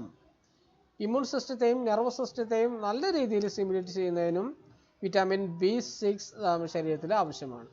ഇനി അത് ഈ നമുക്കറിയാം, ഇപ്പോൾ ഈ പറഞ്ഞിരിക്കുന്ന പ്രോട്ടീൻ മെറ്റബോളിസവും അതേപോലെ തന്നെ RBC ഗ്ലോബിൻ്റെ ഫോർമേഷനും അതേപോലെ തന്നെ ഇമ്മ്യൂൺ സിസ്റ്റത്തിൻ്റെയും നെർവസ് സിസ്റ്റത്തിൻ്റെയൊക്കെ സ്റ്റിമുലേഷനൊക്കെ വരുമ്പോൾ വളരെ സീരിയസ് ആയിട്ടുള്ള വളരെ ഹെവി ആയിട്ടുള്ള ഫംഗ്ഷനാണ് വിറ്റാമിൻ B6 ഉള്ളത്. അപ്പോൾ അതിൻ്റെ ഡെഫിഷ്യൻസി ഡിസീസും അത്രയധികം ഗുരുതരമായിട്ടുള്ളതാവും. ഡെഫിഷ്യൻസി എഫക്റ്റിലേക്ക് വരുമ്പോൾ കിഡ്നി സ്റ്റോൺ ഫോർമേഷൻ ഉണ്ടാവും, അല്ലേ? കിഡ്നി സ്റ്റോൺ ഫോർമേഷൻ ഉണ്ടാവും, സ്കിൻ ഡിസീസ് ആൻഡ് ഡിസോർഡേഴ്സ് ഉണ്ടാവും, ഡിസിനെസ്, കൺവൾഷൻ, ഇത്രയും അവസ്ഥകളാണ് ഡെഫിഷ്യൻസി ആയിട്ടുള്ള എഫക്റ്റുകൾ ഉണ്ടാവുന്നത് വിറ്റാമിൻ B6ൻ്റെ. ഓക്കെ, അത് ലഭ്യമാവുന്നത് avocados, banana, fish, green beans, poultry, spinach, അതേപോലെ തന്നെ ഹോൾ ഗ്രെയിൻസ്, എല്ലാ ഗ്രെയിൻസിൽ നിന്നും ലഭ്യമാകുന്നുണ്ട് വിറ്റാമിൻ B6. ഇനി അതിൻ്റെ ഡെയിലി ഇൻടേക്ക് 1.3 മില്ലിഗ്രാം ആണ്. രണ്ട് മെൻസിനാണെങ്കിലും വുമൻസിനാണെങ്കിലും 1.3 മില്ലിഗ്രാം ആണ് ഡെയിലി ഇൻടേക്ക് റെക്കമെൻഡ് ചെയ്യുന്നത് വിറ്റാമിൻ B6. ഓക്കെ, അടുത്ത വിറ്റാമിൻ B7ലേക്ക് പോകാം, ബയോട്ടിനിലേക്ക് പോകാം. വിറ്റാമിൻ B7 എൻ്റെ ഫംഗ്ഷനുകൾ എന്തൊക്കെയാണ്? ഫംഗ്ഷനുകൾ ഞാനിങ്ങനെ ഈ വളരെ ഷോർട്ടായിട്ടാണ് പറയുന്നത്. ഓരോ വിറ്റാമിനുകളുടെയും ഫംഗ്ഷനുകൾ എന്തൊക്കെയാണ് അത് നമ്മുടെ ശരീരത്തിൽ ചെയ്യുന്നത്, എന്തൊക്കെയാണ് ആവശ്യകത ഉള്ളതാണ് പെട്ടെന്ന് പറഞ്ഞു പോകുന്നത്. ആ ഒരു പോയിന്റുകൾ തന്നെയാണ് ക്വസ്റ്റ്യൻസ് ആയിട്ടും വരുന്നത്. അതുകൊണ്ടാണ് ഇത് വളരെ ആഴത്തിലേക്ക് പോകാതെ നമുക്ക് ആവശ്യമുള്ള കാര്യങ്ങൾ മാത്രമായിട്ട് പറഞ്ഞു പോകുന്നത്. വളരെ കൃത്യമായിട്ട് ശ്രദ്ധിച്ചു പോകണം. അപ്പോൾ വിറ്റാമിൻ B7ൻ്റെ ഫങ്ഷൻസ് എന്തൊക്കെയാണെന്ന് ആദ്യം പഠിക്കണം. കാരണം ഈ ടൈപ്പാണ് ഇപ്പോൾ എന്തൊക്കെയാണ് ഫങ്ഷൻ എന്നുള്ള ആ ടൈപ്പാണ് ക്വസ്റ്റ്യൻസുകൾ കണ്ടുവരുന്നത്, ഈ ന്യൂട്രീഷൻ എന്ന ഭാഗത്തുള്ള ക്വസ്റ്റ്യൻസ് കണ്ടുവരുന്നത്. അപ്പം വിറ്റാമിൻ B7 എന്തൊക്കെയാണ് ചെയ്യുന്നത്? Promote the production of energy from food. നമ്മുടെ ഭക്ഷണത്തിൽ നിന്നുള്ള എനർജി പ്രൊഡക്ഷനെ പ്രൊമോട്ട് ചെയ്യുന്നതാണ് വിറ്റാമിൻ B7. ഇനി അതേപോലെ തന്നെ metabolism of fat, protein and carbohydrates. നമുക്ക് ഈ നമ്മൾ കഴിക്കുന്ന ഫുഡിലുണ്ടാവും കാർബോഹൈഡ്രേറ്റ്സ് ഉണ്ടാവും, ഫാറ്റ് ഉണ്ടാവും, പ്രോട്ടീൻസ് ഉണ്ടാവും. അപ്പോൾ ഇതെന്നെല്ലാം എനർജി പ്രൊഡക്ഷന് സഹായിക്കുന്നത് വിറ്റാമിൻ B7 ആണ്. അപ്പോൾ അതിൻ്റെ ഭാഗമായിട്ട് തന്നെയാണ് ഈ 3 കാറ്റഗറിയുടെ ഫാറ്റിൻ്റെയും പ്രോട്ടീൻ്റെയും കാർബോഹൈഡ്രേറ്റിൻ്റെയും മെറ്റബോളിസത്തെയും പ്രൊമോട്ട് ചെയ്യും. ഇനി അതുപോലെ തന്നെ നമ്മുടെ സ്കിന്ന്, ഹെയർ, നെയിൽസ് ഇതിൻ്റെ എല്ലാം ഹെൽത്തിനെ അതിൻ്റെ മെയിൻറ്റെയിൻ ചെയ്യുന്നതും വിറ്റാമിൻ B7 ആണ്. സ്കിൻ, ഹെയർ, നെയിൽസ് ഇതിൻ്റെ എല്ലാം ഹെൽത്തിനെ മെയിൻറ്റെയിൻ ചെയ്യുന്നതും വിറ്റാമിൻ B7 ആണ് മെയിൻറ്റെയിൻ ചെയ്യുന്നത്. ഇനി ഡെഫിഷ്യൻസി എഫക്റ്റിലേക്ക് പോകുമ്പോൾ റെഡ്യൂസ്ഡ് ആപ്പിറ്റൈറ്റ്, വിശപ്പില്ലായ്മ, എക്സസീവ് ടയർഡ്നെസ്, ക്ഷീണം, മസിൽ പെയിൻ, മസിലുകൾ വേദന ഉണ്ടാവും, വെരി ഡ്രൈ സ്കിന്നുകൾ ഡ്രൈ ആവും. ഇത് വിറ്റാമിൻ B7 കുറഞ്ഞാലുള്ള അവസ്ഥയാണ്. വളരെ നമുക്ക് വിശപ്പ് തോന്നില്ല, അതേപോലെ തന്നെ വളരെയധികം ക്ഷീണം ഉണ്ടാവും, മസിൽ വേദന ഉണ്ടാവും, സ്കിന്ന് ഡ്രൈ ആവും. വിറ്റാമിൻ B7ൻ്റെ അഭാവം മൂലം ഉണ്ടാകുന്ന അവസ്ഥകളാണ്. ഇത് നമുക്ക് ലഭിക്കുന്നത് cheese, egg yolk, green vegetables, liver, sunflower seeds, sweet potatoes, ഇത്രയും ഫുഡ് സോഴ്സിൽ നിന്ന് നമുക്ക് വിറ്റാമിൻ B7 ലഭ്യമാകുന്നുണ്ട്. റെക്കമെൻഡഡ് ഡെയിലി ഇൻടേക്കിലേക്ക് വരുമ്പോൾ 30 മൈക്രോഗ്രാമാണ്. അത് ഓർത്ത് വെക്കണം, മില്ലിഗ്രാം അല്ല, 30 മൈക്രോഗ്രാംസ് ആണ് മെൻസിനാണെങ്കിലും വിമൻസിനാണെങ്കിലും റെക്കമെൻഡ് ചെയ്യുന്നത്. ഡെയിലി ഇൻടേക്ക് റെക്കമെൻഡ് ചെയ്യുന്നത് 30 മൈക്രോഗ്രാംസ് ആണ് മെൻസിനാണെങ്കിലും വിമൻസിനാണെങ്കിലും ഡെയിലി ഇൻടേക്ക് ആയിട്ട് റെക്കമെൻഡ് ചെയ്യുന്നത്. ഓക്കെ, അപ്പോൾ വിറ്റാമിൻ B7 റെക്കമെൻഡ് ചെയ്യുന്നത് മൈക്രോഗ്രാംസിലാണ്. മറ്റേതൊക്കെ നമ്മൾ മില്ലിഗ്രാംസിലാണ് നമ്മൾ നോക്കിയത്. പക്ഷേ ഇതിന് വ്യത്യാസമുണ്ട്. 30 മൈക്രോഗ്രാംസിലാണ് ഡെയിലി ഇൻടേക്ക് റെക്കമെൻഡ് ചെയ്യുന്നത്. അടുത്ത വിറ്റാമിൻ B9 ഫോളിക് ആസിഡ് ആണ്. എന്തൊക്കെയാണ് ഫോളിക് ആസിഡ് നമ്മുടെ ശരീരത്തിൽ നമുക്ക് എന്തൊക്കെ ഫംഗ്ഷനുകളാണ് ചെയ്യുന്നത് നോക്കാം. Controls the amino acid level in blood. ബ്ലഡിലെ അമിനോ ആസിഡിൻ്റെ ലെവലിനെ കൺട്രോൾ ചെയ്യുന്നത് വിറ്റാമിൻ B9 ആണ്. ക്വസ്റ്റ്യൻ വന്നിട്ടുള്ളതാണ്. വിറ്റാമിൻ B9 നമ്മുടെ ശരീരത്തിലെ അമിനോ ആസിഡിൻ്റെ level controls the amino acid level in blood. ബ്ലഡിലെ അമിനോ ആസിഡിൻ്റെ ലെവൽ കൺട്രോൾ ചെയ്യുന്നത് വിറ്റാമിൻ B9 ആണ്. ഫോളിക് ആസിഡ് ആണ് കൺട്രോൾ ചെയ്യുന്നത്. Okay, promote the synthesis of DNA for normal cell division. Normal cell ഡിവിഷന് DNA സിന്തസിസ് പ്രൊമോട്ട് ചെയ്യുന്നുണ്ട്. അതേപോലെ തന്നെ enhance haemoglobin and protein formation. ഹീമോഗ്ലോബിനും അതേപോലെ തന്നെ പ്രോട്ടീൻ ഫോർമേഷനും ഹെൽപ്പ് ചെയ്യുന്നുണ്ട്. ഇനി അതിൻ്റെ ഡെഫിഷ്യൻസി എഫക്റ്റിലേക്ക് പോകുമ്പോൾ സോളൻ ടങ്, അതേപോലെ തന്നെ mouth ulcer, affect growth, birth defect that cause brain disorders ഇത്തരം അവസ്ഥകളാണ് അതിൻ്റെ ഡെഫിഷ്യൻസികളായിട്ട് വരുന്നത്. വിറ്റാമിൻ B9 ഫോളിക് ആസിഡ് ആണ് അതിൻ്റെ മറ്റൊരു പേര്. അതിൻ്റെ ഡെഫിഷ്യൻസിയിലേക്ക് വരുമ്പോൾ നമ്മുടെ നാവിൽ സൊള്ളനായിട്ട് വരും. അതേപോലെ തന്നെ മൗത്ത് അൾസർ വരും, വായ്പുണ്ണ് എന്നൊക്കെ പറയും. അതേപോലെ തന്നെ അത്തരം അവസ്ഥകളുണ്ടാവും. നമ്മുടെ വളർച്ചയെ തന്നെ എഫക്റ്റ് ഗ്രോത്തിനെ തന്നെ അത് ബാധിക്കുന്നതാണ്. പിന്നെ അതേപോലെ തന്നെ ബ്രെയിൻ ഡിസോർഡേഴ്സും ഒക്കെ വരാൻ സാധ്യതയുണ്ട്. ഫുഡ് സോഴ്സിലേക്ക് വരുമ്പോൾ citrus juice, fortified grains and product, legumes, green leafy vegetables, അതേപോലെ തന്നെ നട്ട്സ്, ഇത്തരം ഫുഡിൽ നിന്നാണ് നമുക്ക് ഫോളിക് ആസിഡ് ലഭിക്കുന്നത്. ഇനി അതേപോലെ തന്നെ അതിൻ്റെ ഡെയിലി ഇൻടേക്ക് നേരത്തെ നമ്മൾ മൈക്രോഗ്രാംസിൽ നേരത്തെ കണ്ടു. ഇതും മൈക്രോഗ്രാംസിൽ തന്നെയാണ്. 400 മൈക്രോഗ്രാംസ് ആണ്. മെൻസിനും വിമൻസിനും ഒരേപോലെയാണ്, ഒരേ തോതിലാണ് ഇതിൻ്റെ ഡെയിലി ഇൻടേക്ക് റെക്കമെൻഡ് ചെയ്യുന്നത്. വിറ്റാമിൻ B9 ഫോളിക് ആസിഡ്, ആ പേര് കൂടെ ഓർത്ത് വെച്ച് പോകണം. ഓക്കെ, ഇനി അടുത്തത് വിറ്റാമിൻ B12 കൊബാലമിൻ എന്ന് പറയും. വിറ്റാമിൻ B12 കൊബാലമിൻ എന്തൊക്കെയാണ് function? Stimulates protein and RBC formation. പ്രോട്ടീൻ്റെയും അതേപോലെ തന്നെ RBC ഫോർമേഷനെയും സ്റ്റിമുലേറ്റ് ചെയ്യുന്നത് വിറ്റാമിൻ B12 ആണ്. Essential for healthy function of nervous system. നമ്മുടെ നെർവസ് സിസ്റ്റം വളരെ ഹെൽത്തി ആയിട്ട് ഫങ്ഷൻ ചെയ്യാൻ വിറ്റാമിൻ B12 ആവശ്യമാണ്.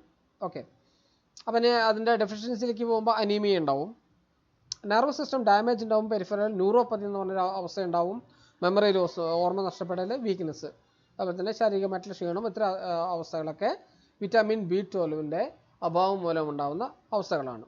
സോഴ്സിലേക്ക് വരുമ്പോൾ എന്തൊക്കെ സോഴ്സ് എന്ന് പറയുമ്പോൾ ഏത് ഫുഡിൽ നിന്നാണ് ഇത്തരം വിറ്റാമിനുകൾ നമുക്ക് ലഭ്യമാവുന്നതാണ് അതിൻ്റെ സോഴ്സ് കൊണ്ട് ഉദ്ദേശിക്കുന്നത്. Food source egg, fish, fortified breakfast cereals, liver, meat and milk. ഈ ഫുഡ് സോഴ്സുകളെല്ലാം കൃത്യമായിട്ടൊന്ന് മനസ്സിൽ ഓർത്ത് വെച്ച് പോകണം. ഏതൊക്കെ ഫുഡിൽ നിന്നാണ് നമുക്ക് ലഭിക്കുന്നത് എന്നുകൊണ്ട് ഓർത്ത് വെച്ച് പോകണം.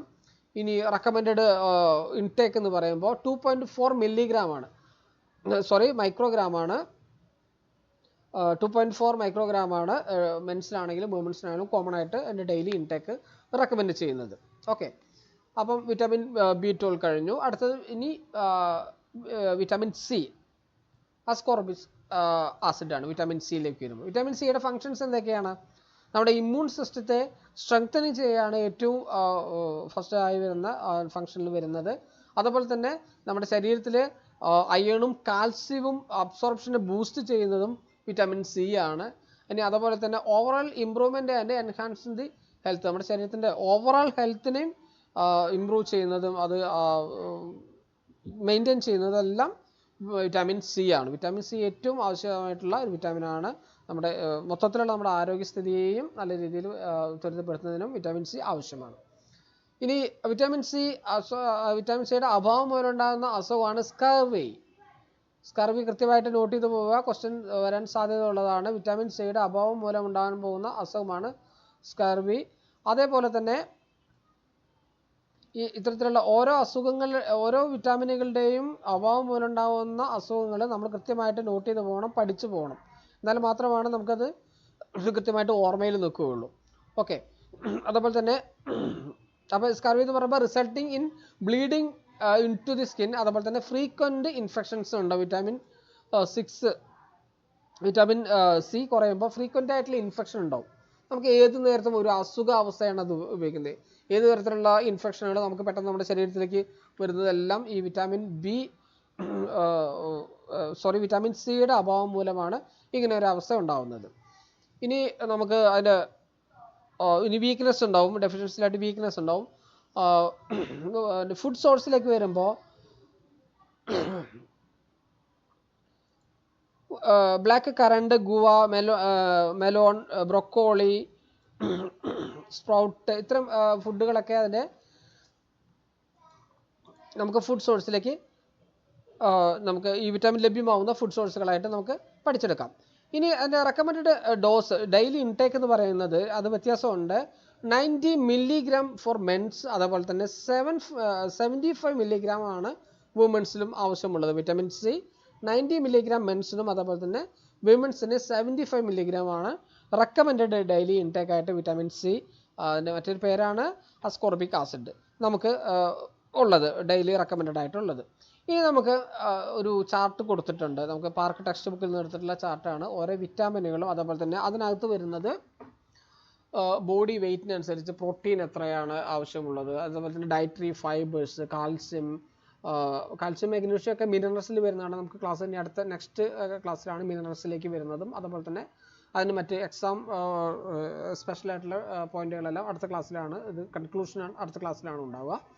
അപ്പം അതേപോലെ തന്നെ മാംഗനീസ്, സിങ്ക്, അയൺ, അയഡിൻ, ഇത്തരത്തിലെല്ലാം ഇപ്പോൾ thiamine, riboflavin, niacin, vitamin B6, folate, vitamin B12, vitamin C, A, D, ഇത്തരം വിറ്റാമിനുകളൊക്കെ ഓരോ ഏജ് ഗ്രൂപ്പ് അനുസരിച്ച്, ഇപ്പോൾ മെൻസിനാണെങ്കിലും സഡൻറി ആയിരിക്കുന്നവർക്കും മോഡറേറ്റ് ആണെങ്കിലും ഹെവി ആയിട്ടുള്ളവർക്കൊക്കെ അവരുടെ വർക്ക് കാറ്റഗറി അനുസരിച്ച് എത്ര യൂണിറ്റാണ് എത്രയാണ് അവർക്ക് ആവശ്യമുള്ളത് അത് റെക്കമെൻഡ് ചെയ്യുന്ന ഒരു ടേബിളാണ് കൊടുത്തിരിക്കുന്നത്. പാർക്ക് ടെക്സ്റ്റ് ബുക്കിൽ നിന്ന് കട്ട് ചെയ്തെടുത്തിട്ടുള്ളതാണ്.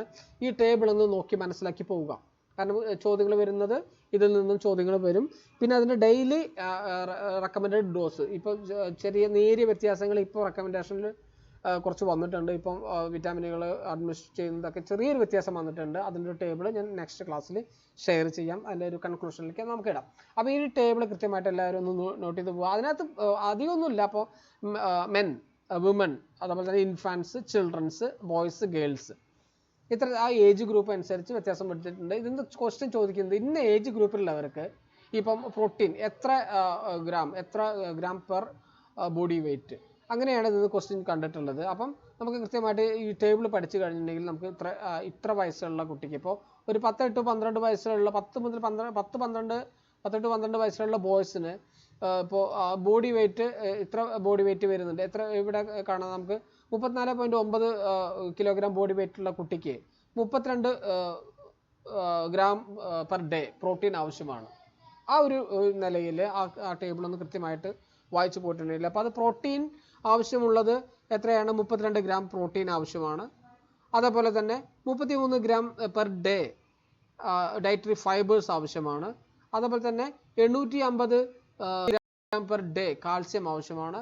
ഈ ടേബിളിൽ നിന്ന് പഠിക്കാൻ വളരെ സിമ്പിളാണ്. അതേപോലെ തന്നെ ഈ വുമൻസിലേക്ക് വരുമ്പോൾ അതിനകത്ത് ഇപ്പോൾ സഡൻറി, മോഡറേറ്റ്, ഹെവി അത് അവരുടെ വർക്കിൻ്റെ ഇതാണ്, അത് മെൻസിൽ കൊടുത്തിരിക്കുന്നത്. വുമൻസിലേക്ക് വരുമ്പോഴും അതിലേക്ക് വരുന്നത് സഡൻറി ആയിട്ടുള്ള, മോഡറേറ്റ് ആയിട്ടുള്ള, ഹെവി ആയിട്ടുള്ള വർക്ക് ചെയ്യുന്ന ഒരു കാറ്റഗറി ഉണ്ട്. അതിൽ ഏറ്റവും പ്രധാനമായിട്ടുള്ള പ്രഗ്നൻറ്റ് വുമൻസിൽ കൊടുത്തിട്ടുണ്ട്, ലാക്ടേഷൻ ഉള്ളത് കൊടുത്തിട്ടുണ്ട്. ലാക്ടേഷൻ എന്ന് പറയുമ്പോൾ 0 to 6 months, അതേപോലെ തന്നെ 7 to 12 months, 6 മാസം വരെയുള്ള കുഞ്ഞുങ്ങൾക്ക് മുലയൂട്ടുന്ന അമ്മമാർക്ക് റെക്കമെൻഡ് ആയിട്ടുള്ള ഡോസാണ് കൊടുത്തിരിക്കുന്നത്. അതേപോലെ തന്നെ 6 മാസം മുതൽ 12 മാസം വരെ പ്രായമായിട്ടുള്ള കുഞ്ഞുങ്ങളുള്ള മുലയൂട്ടുന്ന അമ്മമാർക്ക് റെക്കമെൻഡ് ആയിട്ടുള്ള ഡോസാണ് അടുത്ത റോയിൽ കൊടുത്തിരിക്കുന്നത്. അപ്പോൾ എങ്ങനെ ഈ ടേബിൾ കൃത്യമായിട്ടൊന്ന് ഓർത്ത് വെച്ച് പഠിച്ച് പോവുക. അത് ഏറ്റവും ഇമ്പോർട്ടൻ്റ് ആയിട്ട് ചോദിക്കാൻ സാധ്യതയുള്ളത് ഈ ഒരു കാറ്റഗറിയിലാണത്. ഒന്ന് ഈ പ്രഗ്നൻറ്റും അല്ലെങ്കിൽ അതേപോലെ തന്നെ ലാക്ടേഷൻ മദേഴ്സിനും. ഈ 2 പോയിന്റുകളൊന്ന് ഈ 2 ഭാഗങ്ങളിലുള്ള ഈ എൻ്റയർ ആയിട്ടുള്ള ഇവിടുന്ന് ഫസ്റ്റ് മുതൽ ഇപ്പം കാറ്റഗറി ഓഫ് വർക്ക് ഈ ബോഡി വെയ്റ്റിൻ്റെ വലിയ ആവശ്യമില്ല. എന്നാലും ഈ പ്രോട്ടീൻ മുതൽ വിറ്റാമിൻ ഡി വരെയുള്ള ഒരു സെക്ഷൻ, ഈ ഒരു ഭാഗം ഈ വുമൻസിൻ്റെ പ്രഗ്നൻറ്റ് അതുപോലെ തന്നെ പ്രഗ്നൻറ്റ് വുമൻസ്, അതുപോലെ തന്നെ ലാക്ടേഷൻ മദേഴ്സ്. ഈ ഒരു ടേബിൾ ഇത്ര മുതലുള്ളതൊന്ന് കൃത്യമായിട്ടൊന്ന് പഠിച്ചു വെച്ച് പോകേണ്ടതാണ്. ഓക്കെ. ഇനി അതേപോലെ തന്നെ ഇനി നമുക്കിത് വരുന്നത് മിനറൽസിൻ്റെയാണ്. മിനറൽസിലേക്ക് നമുക്ക് മിനറൽസിൻ്റെ ക്ലാസ് നമ്മൾ ഇതിനകത്തേക്ക് ഇട്ടിട്ടില്ല. കാരണം മിനറൽസിൽ നമുക്ക് അറിയേണ്ടത് അത് എത്രയാണ് അതിൻ്റെ recommended per day, recommended intake എത്രയാണെന്ന് നമുക്ക് അറിഞ്ഞിരുന്നാൽ മതി. ഇപ്പോൾ മിനറൽസ്, ഇപ്പോൾ ഫോസ്ഫറസ് ആണെങ്കിൽ 1000 milligram per day നമുക്ക് ആവശ്യമാണ്. ഇത്തരത്തിലാണ് ചോദ്യങ്ങൾ കണ്ടിട്ടുള്ളൂ. സോഡിയം ആണെങ്കിൽ 2000 milligram per day, potassium 3500 milligram per day, copper 2 milligram per day, manganese 4 milligram per day. അത് മാംഗനീസിലേക്ക് വരുമ്പോൾ 4 milligram per day, chromium 50 micrograms per day, അതുപോലെ സെലീനിയം 40 micrograms per day. ഈ ഒരു റേഞ്ച്, ആ ഒരു വാല്യൂകൾ മനസ്സിലാക്കി വെക്കുക. അതാണ് മിനറൽസിൻ്റെ. ഞാൻ വലിയ ഡീപ്പായിട്ട് ഇതിനകത്ത് ക്ലാസ് ഇട്ടിട്ടില്ല. നമുക്ക് അതിൻ്റെ ഇമ്പോർട്ടൻ്റ് ആയിട്ടുള്ള മിനറൽസിൻ്റെ ഡെയിലി ഇൻടേക്കുകളാണ് പരീക്ഷയിൽ ചോദിച്ച് കണ്ടിട്ടുള്ളൂ. ഓക്കെ. ഇനി നമുക്ക് അടുത്തത് നമുക്ക് ഏറ്റവും കൂടുതൽ ഇപ്പോൾ ചോദ്യങ്ങൾ വന്നിട്ടുള്ള ഒരു ഭാഗമാണ് major nutritional problems in public health. Public ഹെൽത്തിലെ മേജർ ആയിട്ടുള്ള ഹെൽത്ത് പ്രോബ്ലംസ് എന്താണെന്ന് നമുക്ക് കൃത്യമായിട്ട് അറിഞ്ഞിരിക്കണം. ചോദ്യങ്ങൾ പല ടൈപ്പ് ഓഫ് ക്വസ്റ്റ്യൻസ് ഇതിനകത്ത് വന്നിട്ടുണ്ട്. അതാണ് ഞാൻ ഈ ഒരു ഭാഗം ഈ വിറ്റാമിൻസിൻ്റെ പുറകിലൂടെ തന്നെ ഇത് ആഡ് ചെയ്തിരിക്കുന്നത്. ഫസ്റ്റിൽ വരുന്നത് low birth weight. Low birth weight പറയുമ്പോൾ എങ്ങനെയാണ് ലോ ബർത്ത് വെയ്റ്റ് നമുക്ക് ഐഡൻറ്റിഫൈ ചെയ്യുക? ബർത്ത് വെയ്റ്റ് ലെസ് ദാൻ 2500, 2.5 കിലോഗ്രാമിൽ കുറവുള്ള കുഞ്ഞുങ്ങളിലൊക്കെ നമ്മൾ ലോ ബർത്ത് വെയ്റ്റ് എന്ന് ആ ഒരു കാറ്റഗറിയിലേക്ക് നമുക്ക് കാണാൻ പറ്റും. എങ്ങനെയാണ്? 2.5 കിലോഗ്രാമിൽ താഴെ ഭാരം കുറഞ്ഞ കുഞ്ഞുങ്ങളെല്ലാം ലോ ബർത്ത് വെയ്റ്റ് ആണ് നമ്മൾ കാണുന്നത്. ഓക്കെ. അപ്പോൾ അതിൻ്റെ പ്രധാന കാരണം എന്താണ്? ലോ ബർത്ത് വെയ്റ്റ് വരാനുള്ള കാരണം എന്താണ്? അത് ഒന്ന് നമുക്ക് കൃത്യമായിട്ട് ലോ ബർത്ത് വെയ്റ്റ് നമുക്ക് മനസ്സിലാക്കണം. ലെസ് ദാൻ 2500 milligram, 2500 milligram എന്ന് പറഞ്ഞാൽ തന്നെ നമുക്കറിയാം 2.5 കിലോയിൽ കുറവുള്ള കുഞ്ഞുങ്ങളെല്ലാം ലോ ബർത്ത് വെയ്റ്റ് ആണ് നമ്മൾ കണക്കാക്കുന്നത്. അതിൻ്റെ കാരണങ്ങളിലേക്ക് വരുമ്പോൾ maternal malnutrition and anaemia, ഗർഭാവസ്ഥയിലുണ്ടായിരിക്കുന്ന മാൽ ന്യൂട്രീഷനും അത് പോഷകാഹാരക്കുറവും അതുപോലെ തന്നെ അനീമിയയും ബാധിച്ചിട്ടുണ്ടെങ്കിൽ കുഞ്ഞുങ്ങൾക്ക് വളർച്ച കുറയും.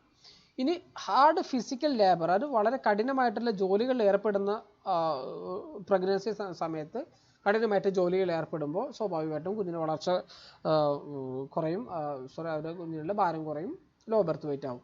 അതേപോലെ തന്നെ ഇൽനെസ്, എസ്പെഷ്യലി ഇൻഫെക്ഷൻസ് ഉണ്ടായാൽ, അതേപോലെ തന്നെ short maternal stature, very young age, high parity, smoking, close birth intervals, ഇത്രയും കാരണങ്ങളൊക്കെയാണ് ലോ ബർത്ത് വെയ്റ്റ് ഉണ്ടാകാനുള്ള സാധ്യതകൾ എൻ്റെ കോഴ്സിലേക്ക് വരുന്നത്.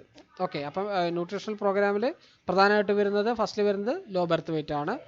രണ്ടാമത്തേലേക്ക് പോകുമ്പോൾ protein energy malnutrition, PE എന്ന് നമുക്ക് പരിചയമുള്ളതാണ്. Protein energy malnutrition. അപ്പോൾ രണ്ടാമത്തെ ഹെൽത്ത് പ്രോബ്ലം, ന്യൂട്രീഷണൽ പ്രോബ്ലമാണ് PEM, protein energy malnutrition. അതെന്താണ് വരുന്നത്? അതൊരു പാത്തോളജിക്കൽ കണ്ടീഷനാണ്. അപ്പോൾ അതിൻ്റെ ഡെഫിഷ്യൻസി പ്രോട്ടീനും എനർജിയും കുറയുമ്പോൾ ഉണ്ടാകുന്ന ഒരു പാത്തോളജിക്കലായിട്ടുള്ള അസുഖകരമായിട്ടുള്ള ഒരു അവസ്ഥയാണ് ഈ പ്രോട്ടീൻ എനർജി മാൽ ന്യൂട്രീഷൻ എന്ന് പറയുന്നത്. മാൽ ന്യൂട്രീഷൻ എന്ന് പറഞ്ഞാൽ എന്താണ്? പോഷകക്കുറവ് തന്നെയാണ് മാൽ ന്യൂട്രീഷൻ കൊണ്ട് അർത്ഥമാക്കുന്നത്. അപ്പോൾ പ്രോട്ടീൻ എനർജി മാൽ ന്യൂട്രീഷൻ എന്ന് പറയുമ്പോൾ പ്രോട്ടീനും എനർജിയും കുറയുന്ന അവസ്ഥ തന്നെയാണ് പ്രോട്ടീൻ എനർജി മാൽ ന്യൂട്രീഷൻ എന്ന് പറയുന്നത്. അതിൻ്റെ ആ പ്രോട്ടീൻ എനർജി മാൽ ന്യൂട്രീഷൻ്റെ അസുഖങ്ങളാണ് മരാസ്മസ്, കോഷിയോർക്കർ. അതേപോലെ തന്നെ അതാണ് മരാസ്മിക് കോഷിയോർക്കർ എന്ന് പറഞ്ഞാൽ എന്താണ്? മരാസ്മസും കോഷിയോർക്കറും ഒരേ സമയത്ത് വരുന്ന തന്നെ അതിൻ്റെ പറയുന്നതാണ് മരാസ്മിക് കോഷിയോർക്കർ എന്ന് അറിയപ്പെടുന്നത്. ഓക്കെ. അപ്പോൾ മനസ്സിലായല്ലോ. ഈ രണ്ട് പോയിന്റ് കഴിഞ്ഞു. Low birth weight, birth weight, അതുപോലെ തന്നെ പ്രോട്ടീൻ എനർജി മാൽ ന്യൂട്രീഷൻ. അടുത്ത് വരുന്നത് സിറോത്താൽമിയാണ്. ഡ്രൈ ഐ, കണ്ണുകൾ ഡ്രൈ ആവുന്നത്. വിറ്റാമിൻ എയുടെ ഡെഫിഷ്യൻസിയിലാണ് മനുഷ്യരുണ്ടാവുന്നതാണ് സിറോത്താൽമിയ. അപ്പോൾ ആൻറ്റി സിറോത്താൽമിക് ഞാൻ ആദ്യമേ പറഞ്ഞു, ആൻറ്റി സിറോത്താൽമിക് ആയിട്ടുള്ള ഡ്രഗ് ആയിട്ട് ഏത് വിറ്റാമിനാണ് നമ്മൾ അഡ്മിനിസ്റ്റർ ചെയ്യുന്നത്? വിറ്റാമിൻ എ ആണ് കൊടുക്കുന്നത്. അപ്പോൾ വിറ്റാമിൻ എ കുറയുമ്പോൾ ഉണ്ടാകുന്ന അവസ്ഥയാണ് സിറോത്താൽമിയ എന്ന് പറയുന്നത്.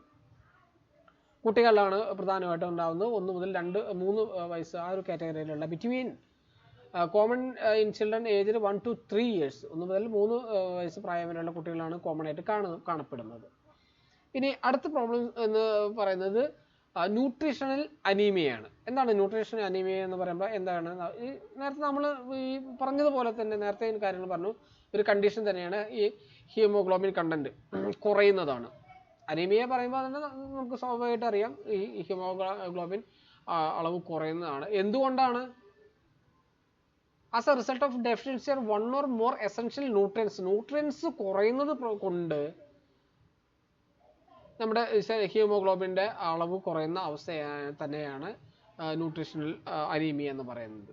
അപ്പോൾ ഈ ന്യൂട്രീഷണൽ അനീമിയെ നമുക്ക് അതിനെ നേരിടാൻ വേണ്ടിയിട്ട്, അത് ഇല്ലാതിരിക്കാൻ വേണ്ടിയിട്ട് നമ്മൾ ചെയ്യുന്ന ഇതാണ് ഈ iron and folic acid supplementation കൊടുക്കുന്നുണ്ട്. ഇപ്പം സ്കൂളുകളാണെങ്കിൽ വിഫ്സ് എന്നൊക്കെ പറയാൻ ഉള്ള ഒരു ഇതുണ്ട്, weekly iron and folic supply ചെയ്യുന്നുണ്ട്.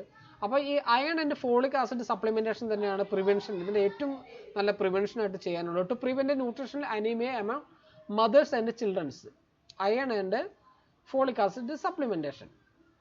അതിൻ്റെ ബെനിഫിഷ്യറിയിലേക്ക് വരുമ്പോൾ പ്രഗ്നൻ്റ് വുമൻസ്, ഗർഭിണികൾ, ലാക്ടേറ്റിംഗ് മദേഴ്സ്, മുലയൂട്ടുന്ന അമ്മമാർ, കുട്ടികൾ, 12 വയസ്സിൽ താഴെയുള്ള കുട്ടികൾ, അതിനെ നമ്മൾ റിസ്ക് ഗ്രൂപ്പായിട്ടാണ് കാറ്റഗറൈസ് ചെയ്തിരിക്കുന്നത് അതിൻ്റെ ബെനിഫിഷ്യറികൾ. ഓക്കെ, അയൺ ഫോളിക് ആസിഡ് സപ്ലിമെൻറ്റേഷൻ്റെ റിസ്ക് ഗ്രൂപ്പാണ് pregnant womens, lactating mothers and childrens under 12 years. ഒന്ന് ശ്രദ്ധിച്ച് പോകണം, ക്വസ്റ്റ്യൻ വന്നിട്ടുള്ളതാണ്. അതിൻ്റെ ബെനിഫിഷ്യറി കാറ്റഗറിയിലുള്ളവരെ ചിലപ്പോൾ ഇതിനകത്ത് വേറെ ഏതെങ്കിലും ഒരു ടൈപ്പ് ഓഫ് ആളുകൾ വന്നിട്ട് അത് ഇല്ലാത്തവരെ അടയാളപ്പെടുത്തുക പറഞ്ഞിട്ട് ക്വസ്റ്റ്യൻ കണ്ടിട്ടുണ്ട്. അപ്പോൾ കൃത്യമായിട്ട് നോട്ട് ചെയ്ത് പോവുക. ഇനി ഈ അയൺ ആൻഡ് ഫോളിക് സപ്ലിമെൻറ്റേഷനിലെ ഡെയിലി സപ്ലിമെൻ്റ് ഡോസ് എത്രയാണെന്ന് നമുക്ക് കൃത്യമായിട്ട് അറിഞ്ഞിരിക്കണം. മദേഴ്സിന് കൊടുക്കുന്നത്, അമ്മമാർക്ക് കൊടുക്കുന്നതിന് ഒരു ടാബ്ലറ്റ് കൊടുക്കുന്നുണ്ട്. ആ ഒരു ടാബ്ലറ്റിനകത്ത് containing 100 mg of elemental iron, ടാബ്ലറ്റിൽ 100 മില്ലിഗ്രാമിൻ്റെ അയൺ ടാബ്ലറ്റ്, അതിനകത്ത് 300 മില്ലിഗ്രാം ഓഫ് ഫെറസ് സൾഫേറ്റ് ഉണ്ട് അതിനകത്ത് അടങ്ങിയിരിക്കുന്നത്, അതിൻ്റെ കണ്ടൻറ്റാണ്. അപ്പം 100 മില്ലിഗ്രാമിൻ്റെ ഒരു അയൺ ആൻഡ് ഫോളിക് ആസിഡും അതേപോലെ അയൺ ആൻഡ് ഫോളിക് ആസിഡ് ടാബ്ലറ്റിൽ 100 മില്ലിഗ്രാം എലമെൻ്റൽ അയൺ ഉണ്ടാവും. അതേപോലെ തന്നെ 0.5 മില്ലിഗ്രാം ഓഫ് ഫോളിക് ആസിഡും ഉണ്ടാവും, ആ ടാബ്ലറ്റിനകത്ത് ഉണ്ടാവും. അത് മദേഴ്സിന് കൊടുക്കും. ഇനി കുട്ടികൾക്ക്, children's, infants and 1 and 2 years of age, കുട്ടികൾക്ക് കൊടുക്കുന്നത് എങ്ങനെയാണ്? 20 മില്ലിഗ്രാം ഓഫ് എലമെൻ്റൽ അയണും അതേപോലെ തന്നെ 0.1 മില്ലിഗ്രാം ഓഫ് ഫോളിക് ആസിഡാണ് കുഞ്ഞുങ്ങൾക്ക് കൊടുക്കുന്നത്. 100 ദിവസം കൊടുക്കുന്നുണ്ട്, ഡെയിലി 100 ദിവസമാണ് ഡോസ് കൊടുക്കുന്നത്. ഇനി കുട്ടികൾ 6 to 10 years കുട്ടികൾ കൊടുക്കുമ്പോഴോ, നമ്മൾ നേരത്തെ 1 to 2 years ഓഫ് ഏജിൽ നമ്മൾ 20 മില്ലിഗ്രാം കൊടുത്തു. 6 to 10 yearsലേക്ക് വരുമ്പോൾ 30 മില്ലിഗ്രാമും എലമെൻ്റൽ അയണും അതേപോലെ തന്നെ 250 മില്ലിഗ്രാം മൈക്രോഗ്രാം ഫോളിക് ആസിഡുമാണ് നമ്മൾ കുട്ടികൾക്ക് 6 to 10 yearsലുള്ള കുട്ടികൾക്ക് 100 ദിവസം കൊടുക്കുന്നത്. അപ്പോൾ ഈ ഡോസ്, ഈ ഇതിനകത്ത് വരുന്ന ആ ഡോസ് മദേഴ്സിനാണെങ്കിലും ചിൽഡ്രൻസിന് 2 ഗ്രൂപ്പ് ഉണ്ട്, അത് കൃത്യമായിട്ട് ഓർത്ത് വയ്ക്കുക. മദേഴ്സിന് 100 മില്ലിഗ്രാം എലമെൻ്റൽ അയണും 0.5 മില്ലിഗ്രാം ഫോളിക് ആസിഡും, കുട്ടികൾ 1 and 2 years ഓഫ് ഏജിൽ വരുന്നത് 20 മില്ലിഗ്രാം എലമെൻ്റൽ അയണും അതേപോലെ തന്നെ 0.1 മില്ലിഗ്രാം ഫോളിക് ആസിഡാണ് വരുന്നത്. ചിൽഡ്രൻസ് 6 to 10 years വരുന്നത് 30 മില്ലിഗ്രാം എലമെൻ്റൽ അയണും അതേപോലെ തന്നെ 250 മൈക്രോഗ്രാം ഫോളിക് ആസിഡുമാണ് 100 ദിവസം കൊടുക്കുന്നത്. അപ്പോൾ ഡോസ് കൃത്യമായിട്ട് ഒന്ന് ഓർത്ത് വെക്കണം. ഇനി അടുത്ത ന്യൂട്രീഷണൽ പ്രോബ്ലംസ് ആയിട്ട് വരുന്നത് അയൺ ഡെഫിഷ്യൻസി ഡിസോർഡർ ആണ്. അയൺ ഡെഫിഷ്യൻസി ഡിസോർഡറിലേക്ക് വരുമ്പോൾ നമ്മൾ അതിൻ്റെ അസുഖങ്ങൾ തന്നെ ആദ്യം കൂടെ പഠിക്കാം. ഈ അയൺ കുറയുമ്പോൾ, അയഡിൻ കുറയുമ്പോൾ ഉള്ള അവസ്ഥയാണ് ഗോയിറ്റർ, ഹൈപ്പോതൈറോയിഡിസം, ജുവനൈൽ ഹൈപ്പോതൈറോയിഡിസം, ക്രെട്ടനിസം. ഇതൊക്കെ ഈ അയഡിൻ ഡെഫിഷ്യൻസി ഡിസോർഡർ ഉണ്ടാകുന്ന അസുഖങ്ങളാണ്. ഓക്കെ, അപ്പോൾ ഈ അസുഖങ്ങൾ കൃത്യമായിട്ടൊന്ന് ഓർത്ത് വെക്കുക. ഇനി നമുക്ക് അതിനെ പ്രിവെൻറ്റ് ചെയ്യാൻ ഉള്ള ഒരു മാർഗമാണ് അയോഡൈസേഷൻ. അയോഡൈസേഷൻ എന്ന് പറഞ്ഞാൽ അയോഡൈസ്ഡ് സാൾട്ട് സപ്ലൈ ചെയ്യുക. ഈ അയോഡൈസ്ഡ് സാൾട്ട് സപ്ലൈ ചെയ്യുമ്പോൾ അത് PF ആക്ട് പ്രകാരം iodine not less than 30 ppm at the production point and should not be less than 50 ppm at the consumer level. 30 ppm ആ പ്രൊഡക്ഷൻ സമയത്ത് അതിനകത്ത് അയോഡിൻ കണ്ടന്റ് ഉണ്ടായിരിക്കണം. അത് മാത്രമല്ല, അത് കൺസ്യൂമർ ലെവലിലേക്ക് എത്തുമ്പോൾ അത് not be less than 50 ppm at the consumer level. അതിൻ്റെ പ്രൊഡക്ഷൻ സമയത്ത് ഇപ്പോൾ ഈ അയഡൈസേഷൻ ചെയ്യുമ്പോൾ അയഡൈസ്ഡ് സാൾട്ടിൽ അയഡിൻ മിക്സ് ചെയ്യുമ്പോൾ അയഡൈസേഷൻ ചെയ്യുമ്പോൾ അത് പ്രൊഡക്ഷൻ സമയത്ത് 30 ppm പാർട്സ് പെർ മില്യൺ ആണ് ppm എന്ന് പറയുമ്പോൾ 30 ppm അറ്റ് ദി പ്രൊഡക്ഷൻ പോയിന്റിൽ 30 ppm ഉണ്ടായിരിക്കണം. ഇനി അത് മാത്രമല്ല at least should not be less than 15 ppm at the consumer ലെവലിലേക്ക് എത്തുമ്പോൾ അത് not less than 15 ppm കുറയാതിരിക്കാനും കൂടി ശ്രദ്ധിക്കണം. അങ്ങനെ ആ ഒരു അയഡൈസേഷൻ ലെവലിലേക്ക് എത്തിയിട്ട് ഈ അയഡിൻ സാൾട്ട് സപ്ലൈ ചെയ്ത് അത് കൺസ്യൂം ചെയ്യുന്നത് വഴി ഈ അയഡിൻ ഡെഫിഷ്യൻസി ഡിസോർഡർ നമുക്ക് മാറ്റിയെടുക്കാൻ പറ്റും. ഇനി അടുത്ത ന്യൂട്രീഷണൽ പ്രോബ്ലം ആയിട്ട് നമുക്ക് കാണുന്നത് എൻഡമിക് ഫ്ലൂറോസിസ് ആണ്. എന്താണ് എൻഡമിക് ഫ്ലൂറോസിസ്? എൻഡമിക് ഫ്ലൂറോസിസ് എന്ന് പറയുമ്പോൾ എക്സസ് എമൗണ്ട് ഓഫ് ഫ്ലൂറിൻ്റെ എമൗണ്ട് കൂടുതൽ നമ്മൾ കൺസ്യൂം ചെയ്യുന്ന വഴി ഉണ്ടാകുന്ന അസുഖമാണ് എൻഡമിക് ഫ്ലൂറോസിസ് എന്ന് പറഞ്ഞാൽ. അതിൻ്റെ റേഞ്ച് കൊടുത്തിട്ടുണ്ട് 3 to 5 milligram per liter. ഇതൊക്കെ എക്സസ് എമൗണ്ട് ആണ്. ഇത്രയും എമൗണ്ടൊക്കെ നമ്മൾ കണ്ടിന്യൂസ് ആയിട്ട് യൂസ് ചെയ്തിട്ടുണ്ടെങ്കിൽ നമുക്ക് വരാൻ പോകുന്ന ശാരീരിക പ്രശ്നമാണ് എൻഡമിക് ഫ്ലൂറോസിസ്. അത് ഫസ്റ്റ് വരുന്ന ഡെൻ്റൽ ഫ്ലൂറോസിസ് എന്ന് പറയാം. മോട്ട്ലിംഗ് ഓഫ് ഡെൻ്റൽ എനാമൽ, പല്ലിൻ്റെ എനാമൽ നഷ്ടപ്പെടുന്ന അവസ്ഥ. എങ്ങനെയാണ്? Above 1.5 milligram per liter fluorine intake. 1 litre 1.5 milligram fluorine ഉണ്ടായാൽ ഇത് തുടർച്ചയായിട്ട് നമ്മൾ ഡെയിലി യൂസ് ചെയ്തിട്ടുണ്ടെങ്കിൽ നമുക്ക് ഈ ഡെൻ്റൽ ഫ്ലൂറോസിസ് ഉണ്ടാവും. അത് പറഞ്ഞാൽ തന്നെ നമ്മുടെ മോട്ട്ലിംഗ് ഓഫ് ഡെൻ്റൽ ഇനാമൽസ്, നമ്മുടെ പല്ലിലെ ഇനാമലുകൾ നഷ്ടപ്പെടാനുള്ള അവസ്ഥ ഉണ്ടാകും. ഇനി സ്കെലറ്റൽ ഫ്ലൂറോസിസിലേക്ക് പോകുമ്പോൾ life time in daily intake of 3.0 to 6.0 milligram or more skeletal fluorosis വരുന്നത്. നമ്മുടെ ലൈഫ് ടൈമിൽ ഡെയിലി ദിവസവും നമ്മളിപ്പോൾ ഈ 3 milligram per liter മുതൽ 6 milligram per liter ആ ഒരു റേഞ്ചിൽ നമ്മൾ ദിവസം ഉപയോഗിച്ചിട്ടുണ്ടെങ്കിൽ നമുക്കുണ്ടാകുന്ന അവസ്ഥയാണ് സ്കെലറ്റൽ ഫ്ലൂറോസിസ് എന്ന് പറയുന്നത്. എൻഡമിക് ഫ്ലൂറോസിസിലുള്ളതാണ് അത് ഡെൻ്റൽ ഫ്ലൂറോസിസും അതേപോലെ തന്നെ സ്കെലറ്റൽ ഫ്ലൂറോസിസും. ഇനി ജെനു വെൽഗം എന്ന് പറഞ്ഞാൽ ഒരു അവസ്ഥ new form of fluorosis characterised by the genu valgum and osteoporosis of the lower limbs. നമ്മുടെ കാലുകളിൽ ലോവർ ലിംസിലുണ്ടാകുന്ന ഓസ്റ്റിയോപൊറോസിസും ഇതൊക്കെ ഒരു പുതിയ ഫോമാണ്, ന്യൂ ഫോം ഓഫ് ഫ്ലൂറോസിസ് ആണ് ജെനു വെൽഗം എന്ന് പറഞ്ഞാൽ. ഇത് ഒരു ക്വസ്റ്റ്യൻ സാധ്യത ഉള്ളതാണ്. പുതിയ ഒരു ഫോം ഓഫ് ഫ്ലൂറോസിസ് ആണ് ജെനു വെൽഗം എന്ന് അതിൻ്റെ പേരിൽ അറിയപ്പെടുന്നത്. ഇനി അടുത്തത് വരുന്നത് ലാതറിസമാണ്. ന്യൂട്രീഷണൽ പ്രോബ്ലംസ് വരുന്നതാണ് ലാതറിസമാണ് വരുന്നത്. It is A paralysing disease of human and animals. അത് മനുഷ്യരിലുണ്ടാവാം, അതേപോലെ തന്നെ മൃഗങ്ങളിലുണ്ടാവാം. അതിൽ അനിമൽസിൽ വരുന്ന പേര് ന്യൂറോലാതറിസവും, അതേപോലെ തന്നെ ഹ്യൂമൻസിൽ വരുന്നത് ന്യൂറോലാതറിസവും, അനിമൽസിൽ വരുന്നത് ഓസ്റ്റിയോലാതറിസമാണ്. ഒഡോറാറ്റിസ് എന്ന പേരിലൂടെ അറിയപ്പെടും. അപ്പം ഇത്രയും അവസ്ഥകളാണ് മേജർ ന്യൂട്രീഷണൽ പ്രോബ്ലംസ് പബ്ലിക് ഹെൽത്തിൽ. ന്യൂട്രീഷണൽ പ്രോബ്ലംസ് ഇത്രയാണ്. ഏതൊക്കെയാണ്? Low birth weight, protein energy malnutrition, xerophthalmia, nutritional anaemia, iodine deficiency disorder, endemic fluorosis, അതേപോലെ തന്നെ ലാതറിസം. ഈ ഒരു പോയിന്റ് ഇതിനകത്തേക്ക് കയറ്റാൻ കാരണം നമ്മൾ ഇതും കൂടി ഇതിൻ്റെ പോയിന്റുകൾ കൃത്യമായിട്ട് പഠിച്ചു പോകാൻ വേണ്ടിയിട്ടാണ് ഈ ഒരു ഭാഗം ഇതിനകത്ത് കയറ്റിയിരിക്കുന്നത്. അപ്പോൾ ഈ വീഡിയോ ഇവിടെ വൈൻഡപ്പ് ചെയ്യുകയാണ്. ഇനി നമുക്ക് ഈ ന്യൂട്രീഷൻ അതേപോലെ തന്നെ ഈ ന്യൂട്രീഷൻ്റെ ഭാഗമായിട്ട് ഇനിയിപ്പോൾ നമുക്ക് ഫുഡിൻ്റെ കുറച്ച് കാര്യങ്ങൾ കൂടി ഇതിനകത്ത് പഠിക്കാനുണ്ട്. വളരെ ഇമ്പോർട്ടൻ്റ് ആയിട്ടുള്ള പോയിന്റുകൾ എക്സാമിന് നമുക്ക് സഹായമാകുന്ന പോയിന്റ് ബേസ് വെച്ച് ഒരു കൺക്ലൂഷൻ ക്ലാസ് കൂടെ ഈ ന്യൂട്രീഷൻ്റെ ഭാഗത്തു നിന്നുണ്ടാവും. ആ ക്ലാസ്സുകൾ അടുത്ത ദിവസം തന്നെ അപ്ലോഡ് ചെയ്യും. അതോടുകൂടി അപ്പം കൃത്യമായിട്ടുള്ള പോയിന്റുകളും വളരെ സിമ്പിളായിട്ടുള്ള കാര്യങ്ങളാണ് പറയുന്നത്. കൃത്യമായിട്ട് പഠിച്ച് പോവുക. നമുക്ക് സമയം വളരെ കുറവാണ്. ഒന്ന് കണ്ട് എന്തെങ്കിലും സംശയങ്ങൾ വരുന്ന മുറയ്ക്ക് എൻ്റെ അടുത്ത് സംശയങ്ങൾ ചോദിക്കാം. Okay, thank you.